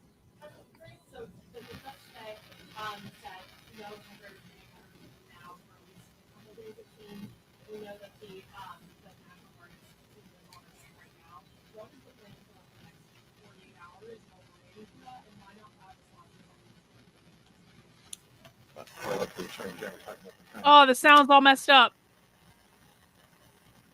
Okay. I think we get their sound is all messed up. I think we get a basic maison sound of this press conference. I think we're good with this. That I'm not saying that word. That Spanish speaking gentleman, that Spanish speaking motherfucker had quite the mouth on him. Wouldn't be able to spout off like that in cartel land. Probably why he left. Fair point. Well made. Thank you. Appreciate that, Doug. Appreciate that. All right. So we now have the Chicago leftist perspective. Now I want to see the Trump administration's perspective. I want to see what the Trump administration said, because Caroline Leavitt had a press conference today And it says, live, White House addresses the press after judge blocks Portland troop deployment. So let's see the White House response. As a reminder, guys, if you just joined, please make sure you mount the like button for me. I stream Monday through Friday at 5 p.m. Eastern Time. We do Socialism Saturdays on Saturdays at 6 p.m. Please make sure you are subscribed to the channel if you would be so kind. We will be doing live protest coverage later tonight, but right now we're doing this. Yeah, Bill Ayers still goes to socialist stuff. Bill Ayers is still very active on the left. Let's get to it, and we'll begin with a few scheduling announcements today. President Trump will be hosting the Canadian Prime Minister Mark Carney tomorrow for a working meeting here at the White House. On Thursday, the president will host his 8th cabinet meeting alongside his incredible team. Also on Thursday afternoon, President Trump will host the president of Finland, Alexander Stubb, for a working meeting here at the White House. The president also wanted me to relay his congratulations to Japan for electing their next prime minister, a highly respected person who also happens to be the first female to hold the position for our great ally. While President Trump continues to negotiate peace deals, meets with world leaders, and celebrates the 250th birthday of our United States Navy, as you saw he and the First Lady do just yesterday, Democrats, unfortunately, are continuing to play political games. And hang on, this is a deeply important question. Am I drinking mead out of this giant, amazing wooden coffee mug that my husband got me for my birthday that has a giant rope of a handle and even is so big it has little feet on the bottom? Am I drinking mead out of this? No, but I should be. I'm sadly at the moment just drinking coffee, but this mug is pretty amazing, isn't it? It's as big as my head. It's one of my favorite presents my husband has ever bought me. It's pretty rad. Anyway, no alcohol. I'm completely sober for the moment. we are now in day 6 of the Democrat federal government shutdown.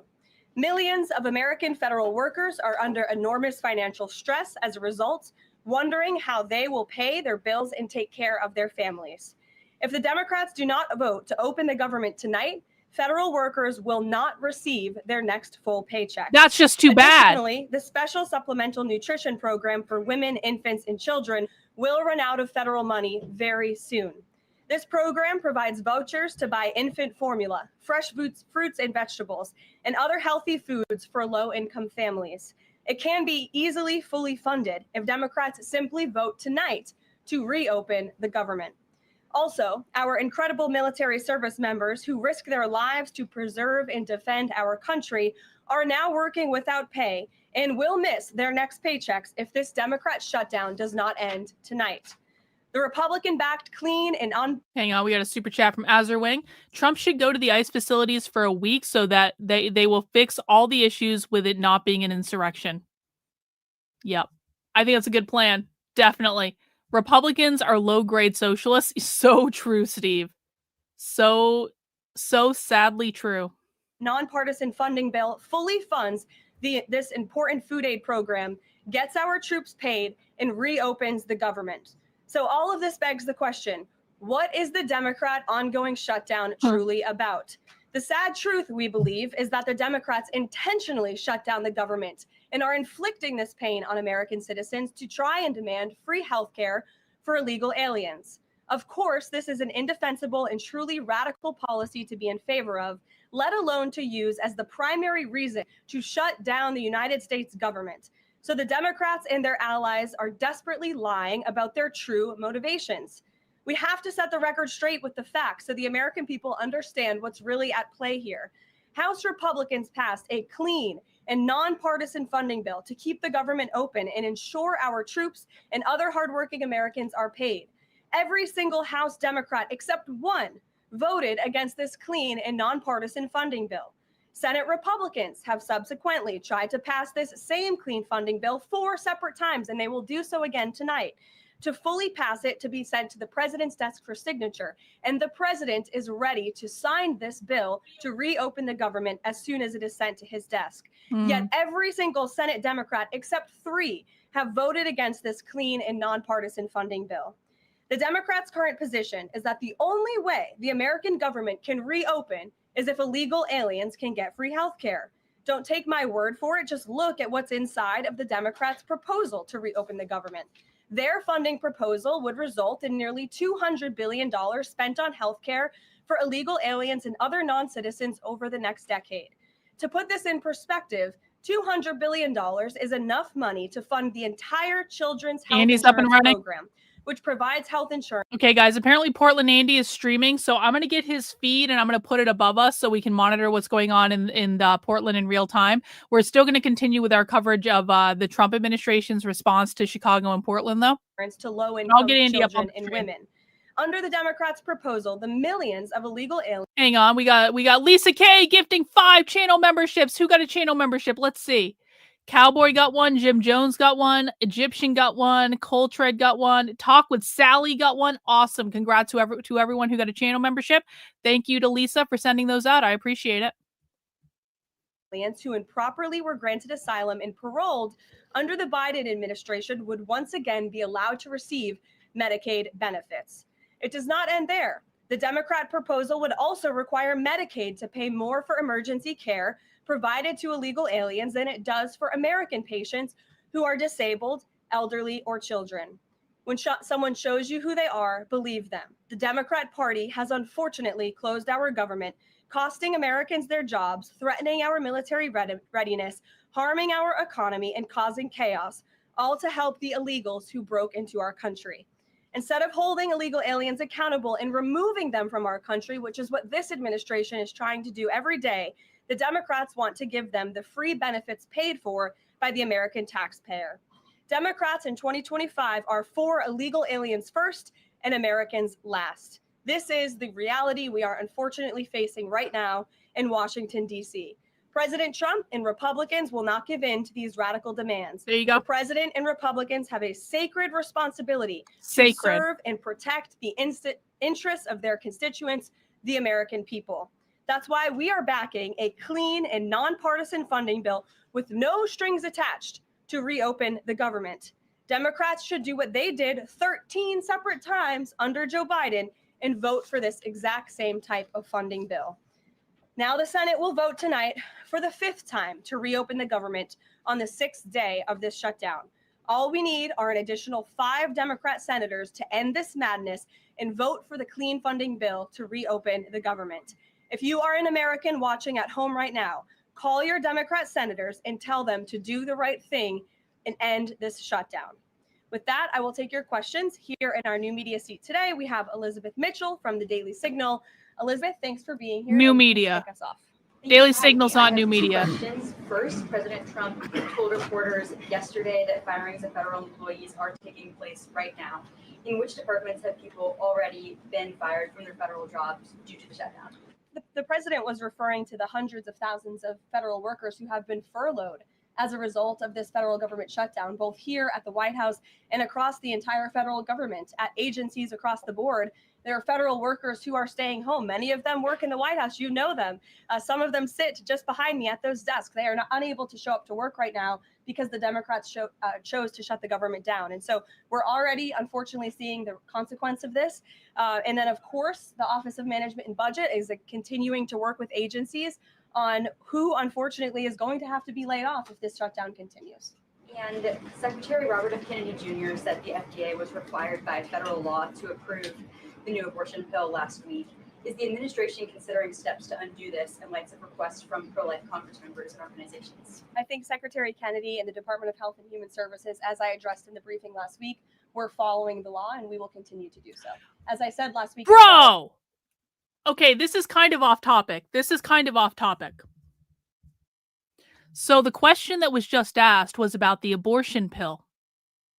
The abortion pill is something that Democrats and leftists use to help women have abortions in their own homes where they bleed their children out into the toilet, and it's really gross and really disgusting and there's a lot of blood, but this is their answer around Roe v. Wade getting repealed, essentially, is the abortion pill, because they can just smuggle abortion pills into states where abortion is illegal and then no one ever finds out about it. And so what just happened is apparently they had to approve the abortion pill federally, And the Trump administration is not doing anything about it. So this is a massive reproductive justice win. Reproductive justice is a topic I haven't covered lately on the channel, guys. Honestly, because like covering the pro-abortion advocates, it's honestly sickening to me. Like one of the first leftist thing I ever went undercover at was a reproductive justice conference. And when I was undercover at the reproductive justice conference, I literally went on a tour about how to use the abortion pill and how to bleed my own child into the toilet. And then they had a whole abortion shrine set up. Like I've actually seen an abortion shrine in person, and it was like the grossest thing I've ever seen in my life. And I really don't like reproductive justice. And like I'm a pro-choice person, but I'm not that pro-choice. Like I'm pro-choice with like a 3-month limit and all this stuff, like with exceptions for you know, rape and life of the mother. Like I am pro-choice, but like it's the pro-abortion people that make me want to be pro-life because they're so disgusting. And so this abortion pill thing, it might not seem like much to you, but this abortion pill thing is a huge, massive win for the gender studies people, the queer studies people, all that stuff. And it's like, this is how they're going to get around all of the anti-abortion laws. So if you think that repealing Roe v. Wade stopped abortion, no. That's not going to happen. They're just going to be smuggling these abortion pills everywhere. It's not an endorsement of this drug by any means. It's just a law that they were following. Jennifer. We heard you say that you want people to call their Democratic senators. Is the president calling Democratic senators himself? Can you say what he's doing today to resolve the shutdown? Yep, I was just in the Oval Office. He was on the phone with Speaker Johnson. He's also spoken with the Senate Majority Leader, who are in touch with, of course, moderate Democrats and Democrats across the board, who we understand hopefully want to do the right thing by their constituents to reopen the government. So the president is being kept very well apprised of the ongoing shutdown on Capitol Hill. And of course, his position is very clear. There's nothing to negotiate, just reopen the government, and then we can talk about all the important issues facing our country. So he hasn't called specific members of Congress? Not to my knowledge, no. And then on the Affordable Care Act, is he willing to give more, to share more on what he'd like to negotiate on the Affordable Care Act later? Is he willing to say specifically what he would like and when? But look, the president is definitely committed to fixing and improving our healthcare system. You saw it again last week when he had one of the largest pharmaceutical companies in the world coming into the Oval Office and promising to lower drug prices by 200, 300, 100% in many cases for various types of drugs for American patients. That is a huge fix to a broken system that has been ripping off the American people for far too long. So the president's very committed to this. But right now, we need to reopen the federal government, and the president is remaining very firm in that position. Catherine. If the vote fails in the Senate today to reopen the government, would that trigger layoffs?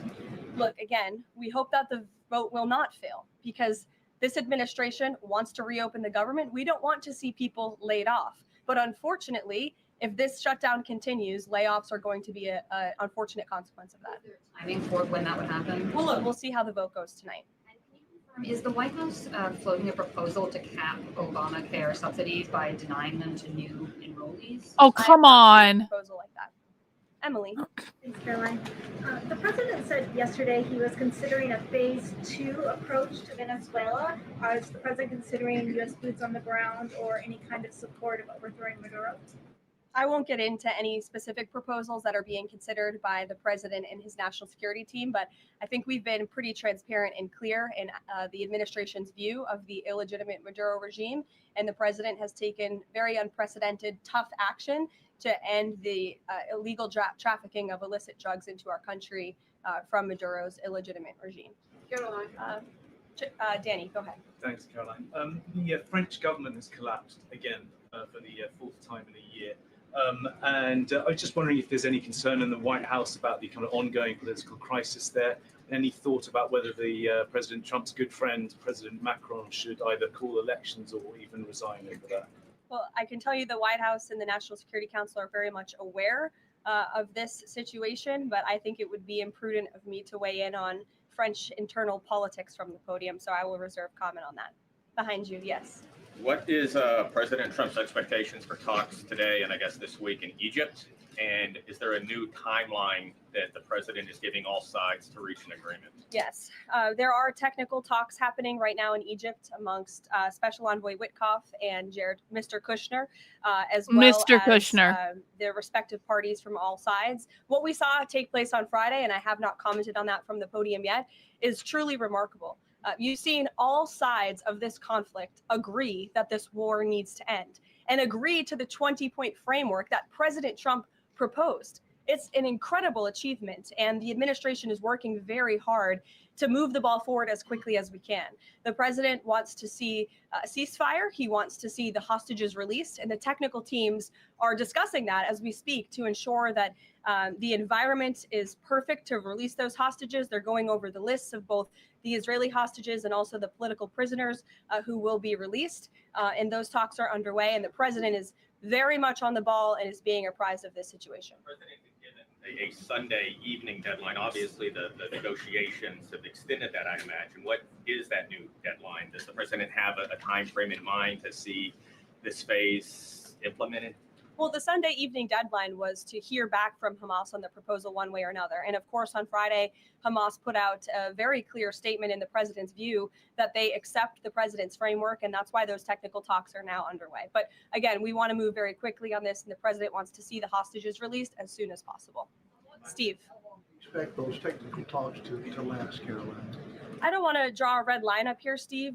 Of course, it's very important, as I just mentioned, that we get this done quickly. That's how the president's team feels, so we can get some momentum, get the hostages out, and then move to the next part of this, which is really ensuring that we can create a lasting and durable peace in Gaza, and ensure that Gaza is a place that no longer threatens the security of Israel or the United States. You expect to be on the agenda for the president's meeting with the Prime Minister of Canada tomorrow? I'm sure trade will be a topic of discussion tomorrow, and all of the other issues that are facing both Canada and the United States. I know the president looks forward to having that discussion with Carney in the Oval Office. Caitlin. Thanks, Caroline. I have two questions. On the layoff of federal workers, potentially, the president said yesterday that Democrats will be to blame if federal workers lose their jobs. Historically, though, in past shutdowns, workers have been furloughed, but they have not been laid off en masse. So wouldn't that be the president's call to lay people off? As I've said repeatedly, Caitlin, this conversation about layoffs would not be happening right now if the Democrats did not vote to shut the government down. And as I also said last briefing as well, we are $37 trillion in debt, and the government is not receiving any cash. So someone has to look at the balance sheet and be good stewards of the American taxpayer dollar. And layoffs are an unfortunate consequence of that. First term, for example. Well, as I'm telling you now, this administration is focusing on checking the balance sheet and ensuring we're doing the right thing by the American taxpayer. And again, these conversations about layoffs would not be happening in the White House today if not for the Democrat shutdown. And they have a choice to change that. They have another opportunity tonight to do the right thing to reopen the government. Joey. Judge over the weekend. Sorry, my second question. A federal judge over the weekend that the president had appointed to the bench in his first term in office basically argued that he could not deploy other states' National Guards to Portland. Basically said that it was untethered, his argument, to what is actually happening on the ground. Which local officials in Portland have said that the National Guard is needed there? With all due respect to that judge, I think her opinion is untethered in reality and in the law. The president is using his authority as commander-in-chief, U.S. Code 12406, which clearly states that the president has the right to call up the National Guard in cases where he deems it's appropriate. And if you look at what has happened in Portland, Oregon, for more than 100 nights, I was talking to our law enforcement team about it this morning, for more than 100 days, night after night after night, the ICE facility has been really under siege by these anarchists outside. They have been disrespecting law enforcement. They've been inciting violence. We saw, again, a guillotine rolled out in front of this federal building. And so the president wants to ensure that our federal buildings and our assets are protected. And that's exactly what he's trying to do. And ultimately, in the case in Los Angeles, that judge ruled in the Ninth Circuit, that panel of judges ruled that those troops could remain and that the president was well within his authority to do so. So we are appealing that decision. As you know, we expect a hearing on it pretty quickly. And we're very confident in the president's legal authority to do this. And we're very confident we will win on the merits of the law. But no local officials that you can point to that have said we need the National Guard? Because I spoke to the police chief of Portland last week. He said that the president's claims just don't match up with what's happening on the ground. I would encourage you as a reporter to go on the ground and to take a look at for yourself, because there's been many members of the press, not press in this room, but independent journalists, some of whom we'll be inviting to the White House very soon to share their stories. Yay! They have been in the middle of these riots. And Oh, they have that's witnessed awesome. The anarchy that is taking place night after night. It's on video. You should play it on your show. You have a great opportunity in prime time on CNN to show your audience. Yeah, but you're probably talking to partisan Democrat officials who are opposed to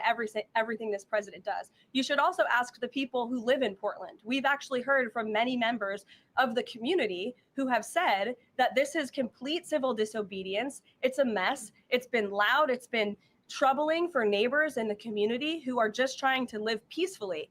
And these people are not there to peacefully protest. They are there to cause mayhem and havoc. Yeah, Caroline. Stephen, go ahead. Thank you, Caroline. Two questions. First, do you have a reaction to reports that thousands of Cuban troops are deployed alongside Russia fighting in Ukraine? On a very different matter, the president last week floated in an interview with our colleague Daniel from One America a rebate for tariffs of up to $2,000 per person. Is that plan contingent on the Supreme Court's upcoming ruling on the legality of the tariffs? And is the White House preparing for legislation to make that happen? Sure. On the first point, I have not seen that report, Stephen, but I'll check in with our national security team after this and we'll get you an update. To your second point about the tariff rebates, I think it's an idea that the president has discussed and floated with his team of advisors, but no decision has been firmly made at this point in time. Why don't we go to the back? Owen. Good afternoon. Good afternoon. A few days ago, President Trump demanded Jay Jones of Virginia get out of the race for condoning political violence in a text message against a Republican politician a few years ago. He hasn't left the race. Is that all they have to say about Portland? What's the president's reaction? Well, as you know, I'm not at liberty to discuss political races from the podium. I think the president himself made his position very clear, and I think anyone could agree the messages that were sent by this Democrat nominee for Attorney General in Virginia are really shocking, alarming, and completely unacceptable. He was threatening to kill his opponent and his opponent's children, and that type of rhetoric has zero place in our country, and the president was absolutely right to condemn that. Sure, go ahead. Thank you. The Democrats have questioned and scrutinized the president's comments about using potentially the military, American cities as training grounds. Wait for the end? Okay. And when you look at Portland, Chicago, local and state officials say that their local law enforcement is able to handle the situations, these protests on the ground. The president says that Portland is burning, using that as justification for the National Guard in Portland.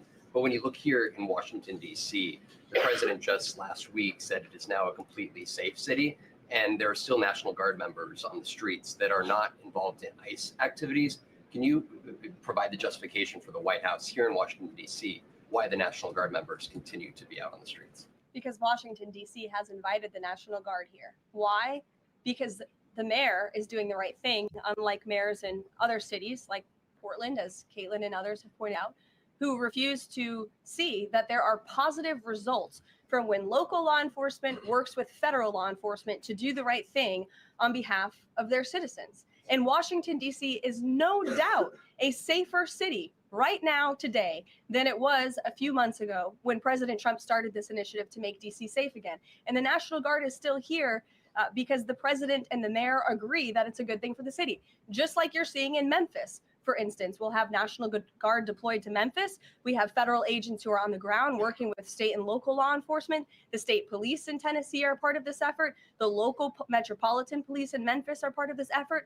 State and local law enforcement and federal law enforcement should be working together. And it's a shame that we see in some cities across the country that their mayors are just simply refusing to cooperate because they don't like Donald Trump. And that's what this boils down to. And I don't think any American would disagree that Chicago needs more law enforcement reinforcements, that they need more resources. Look at this headline from over the weekend. At least 30 people shot during the weekend in Democrat-run Chicago.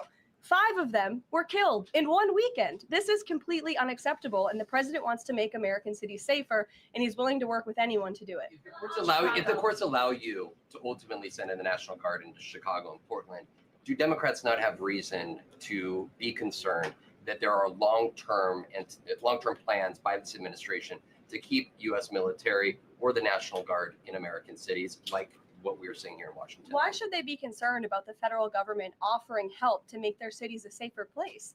They should be concerned about this. They should be concerned about the fact that people in their cities right now are being gunned down every single. Any word on Tommy? Tommy is out of prison. He's raised $7,000 for a new car, and Tommy's back out on the mean streets of Portland filming for us, and that's about it. Thanks, Alex. Night. And the president, all he's trying to do is fix it. And there has been a complete smear campaign by the Democrats and the media, quite frankly. I was reading Political Playbook this morning, one of the most inside the Beltway newsletters you can find. And you guys are framing this like the president wants to take over the American cities with the military. The president wants to help these local leaders who have been completely ineffective in securing their own cities. And we have already seen there's a positive formula for that. Look at Washington, D.C. The murder rate has declined significantly. Our streets are safer. People who live here feel safer. All of you in this room, I know you do. You just won't admit it. And it's a proven system that works. And the president wants to make American cities safe again. And I don't think there's anything wrong with that. Michael. Thank you, Caroline. Two questions, if I may. Because the mayor wants them.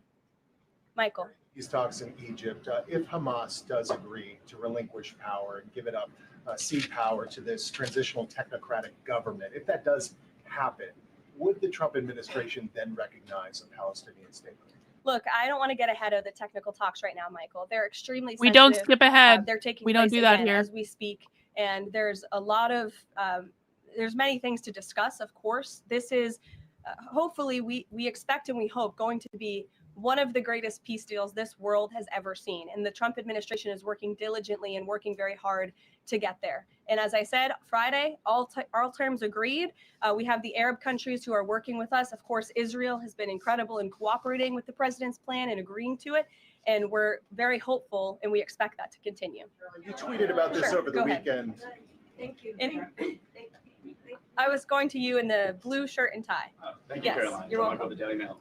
Today, the Supreme Court declined to hear Ghislaine Maxwell's appeal. Will Trump rule out granting her clemency? Is that something the White House is considering? Oh, no kidding. It's not something I've heard discussed.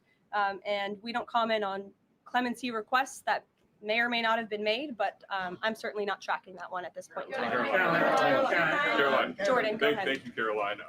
So we're talking about these radical groups in Portland and Chicago.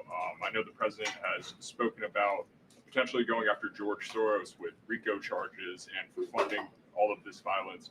Has there been any update on that? And also, is the administration looking into the other nonprofits, maybe taking away their 501c3 status for funding this violence? And one more question. Sure. The financial backing of these groups, particularly Antifa, is certainly something the administration is looking into aggressively. And the federal government has never really been mobilized or tasked with doing that. So we're kind of kickstarting that into gear. The FBI is working on it alongside the White House's Homeland Security Task Force. We have our intelligence community looking into this as well. And even the Secretary of Treasury is involved with these matters since they are financial in nature. And we will continue to get to the bottom of who is funding these organizations in this organized anarchy against our country and our government. It's a question the American people have been begging the answer for many years, and we're committed to uncovering it. And when we do, I'm sure you'll be one of the first people to know. Separately, Caroline. They have no fucking idea. They have no fucking idea. Have I not been telling you guys that the White House has no clue because they have not been monitoring these groups? You know, people come onto my channel all the time. They're like, Karlyn, do you really think that you know more than the government? Yes. Yes. Yes. I absolutely 1000% believe I know more than the government. Do you want to know why? I didn't have to ramp up any sort of investigative effort to know exactly who funds Antifa because I have been going undercover with Antifa and the far left for 3 fucking years. And I was monitoring them before that.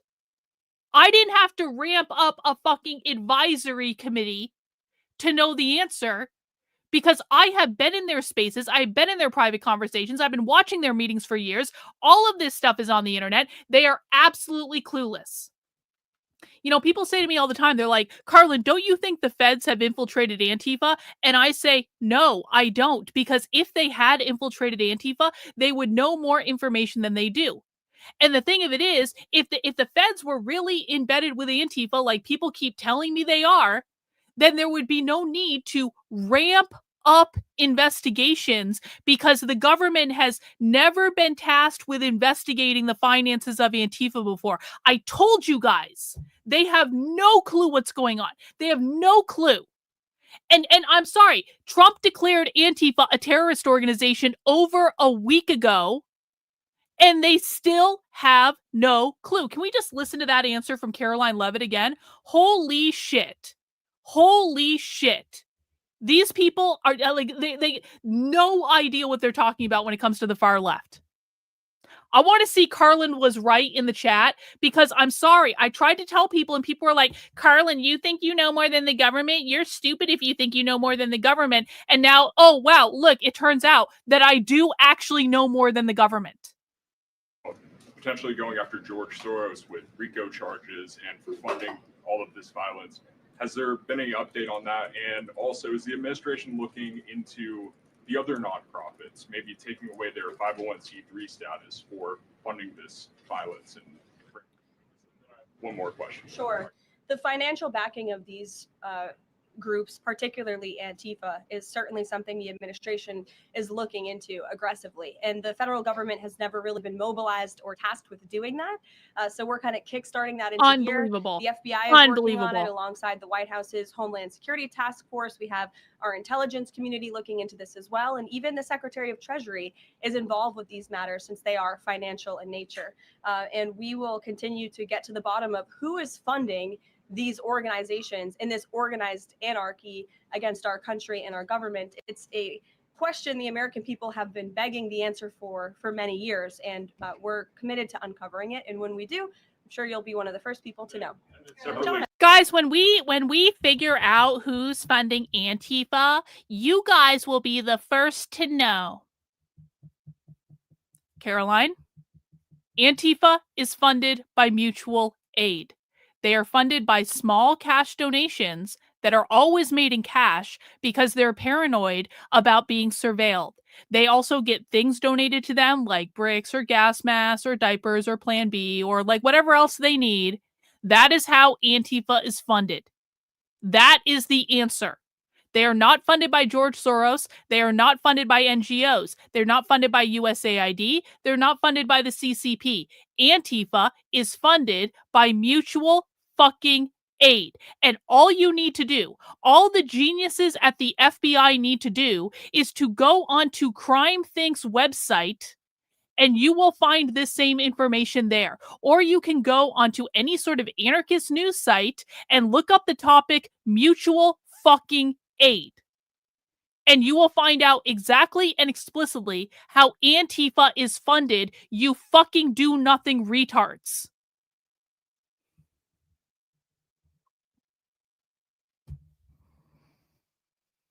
I hate these people. I hate these people. I hate these people as much as I hate leftists. The reason that I'm so hard on conservatives, guys, I keep telling people the left is operating completely unopposed in this country. They are Antifa in Portland operating completely unopposed. Antifa in Chicago operating completely unopposed. Antifa in New York City operating completely unopposed. There is no opposition. I'm not saying it just to shit on Trump. I'm not saying it just to make conservatives cry. I am saying it because it is the truth. In order to defeat the left, the biggest challenge we have in defeating the left is the conservative right, because the conservative right does not take this problem seriously. They have never taken it seriously. They have never bothered to understand who their enemy is. They have never bothered to study these people. The FBI obviously was not infiltrating Antifa, because if the FBI was infiltrating Antifa, they wouldn't need to be ramping up operations like Caroline Leavitt just said they were. There is no universe in which we can defeat the left until the right either is defeated or they start to get their shit together and they stop treating this as just some game to push a political narrative. I hate these people so much. The left is winning because of people like this. It's ridiculous. Anyway.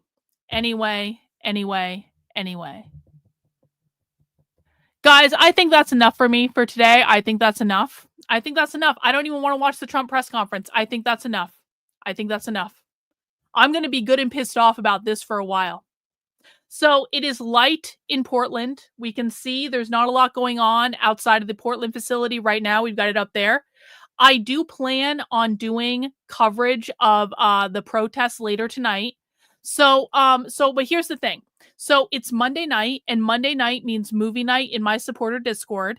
Now, if you want to go to movie night, I think MacB is showing Riddick tonight. Let me see. I'm pretty sure MacB is showing the Chronicles of Riddick tonight. So the Chronicles of Riddick tonight will be playing in my supporter Discord around 9 p.m. Eastern time, okay? So now you can do, I might stream over the movie night, but I want to encourage everyone that wants to go watch the movie, go hang out with MacB. I might be doing Antifa coverage at the same time, but guess what? You can watch a movie and watch MacB's movie night at the same time. So if you're a supporter on my main Substack, which is Karlyn, Karlyn.substack.com, you can get access to the Discord. Just go to the chat function. I sent out the link to the Discord yesterday. I'll send it out again today. If you just joined the YouTube as a channel member, you can find the link to the Discord in the community post section. I just posted it yesterday. So you can join, get verified in the Discord, join MacB for movie night every Monday night at 9 p.m. Eastern time. We also do movies on Sunday nights. So we've got a couple movie night options every week in my Discord just to like hang out and, not have to think about socialism and stuff like that. So I want to encourage everyone. MacB will be showing Chronicles of Riddick tonight at 9 p.m. I think that would be great. Admins and mods can mute by right-clicking people with mics on. Well, we'll work on that. We will work on figuring that out as our wing.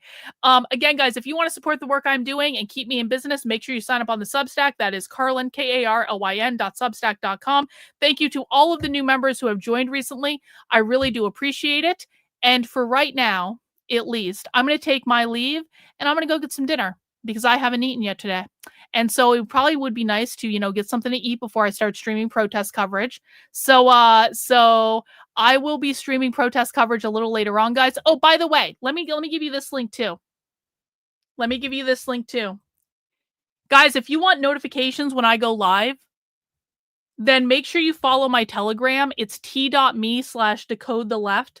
I post notifications to Telegram when I go live. So just in case YouTube notifications don't and stuff like that, follow the Telegram and you'll always get notified when I go live. And so I am planning to go live a little bit later. I'm just going to get some dinner first and then we'll do another night of protest coverage and it'll be awesome. Okay. Thank you guys for hanging out with me. I really appreciate it. I hope you all have a great rest of the day and I'll see you guys soon. Take care. Bye.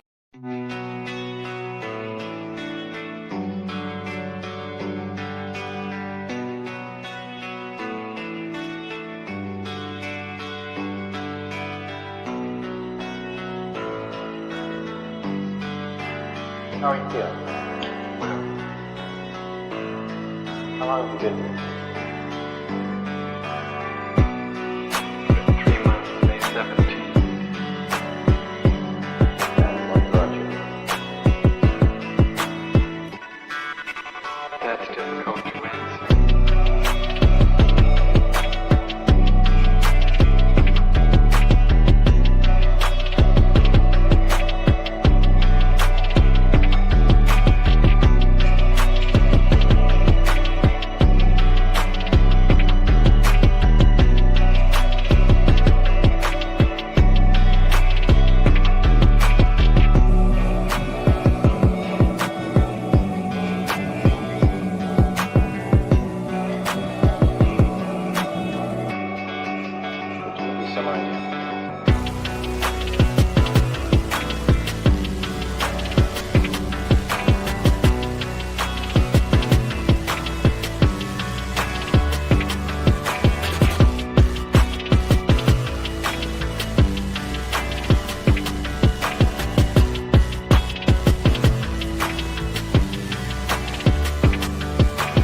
I am not completely like other people.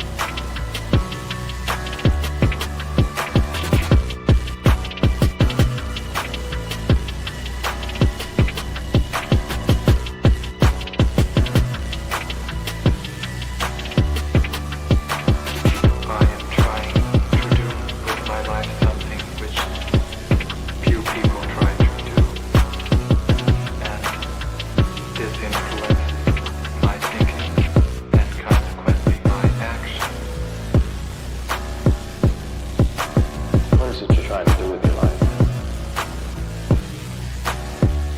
Play the piano for the people. I'm not clear. How is it that playing the piano for people has eventually resulted in your being here in the hospital?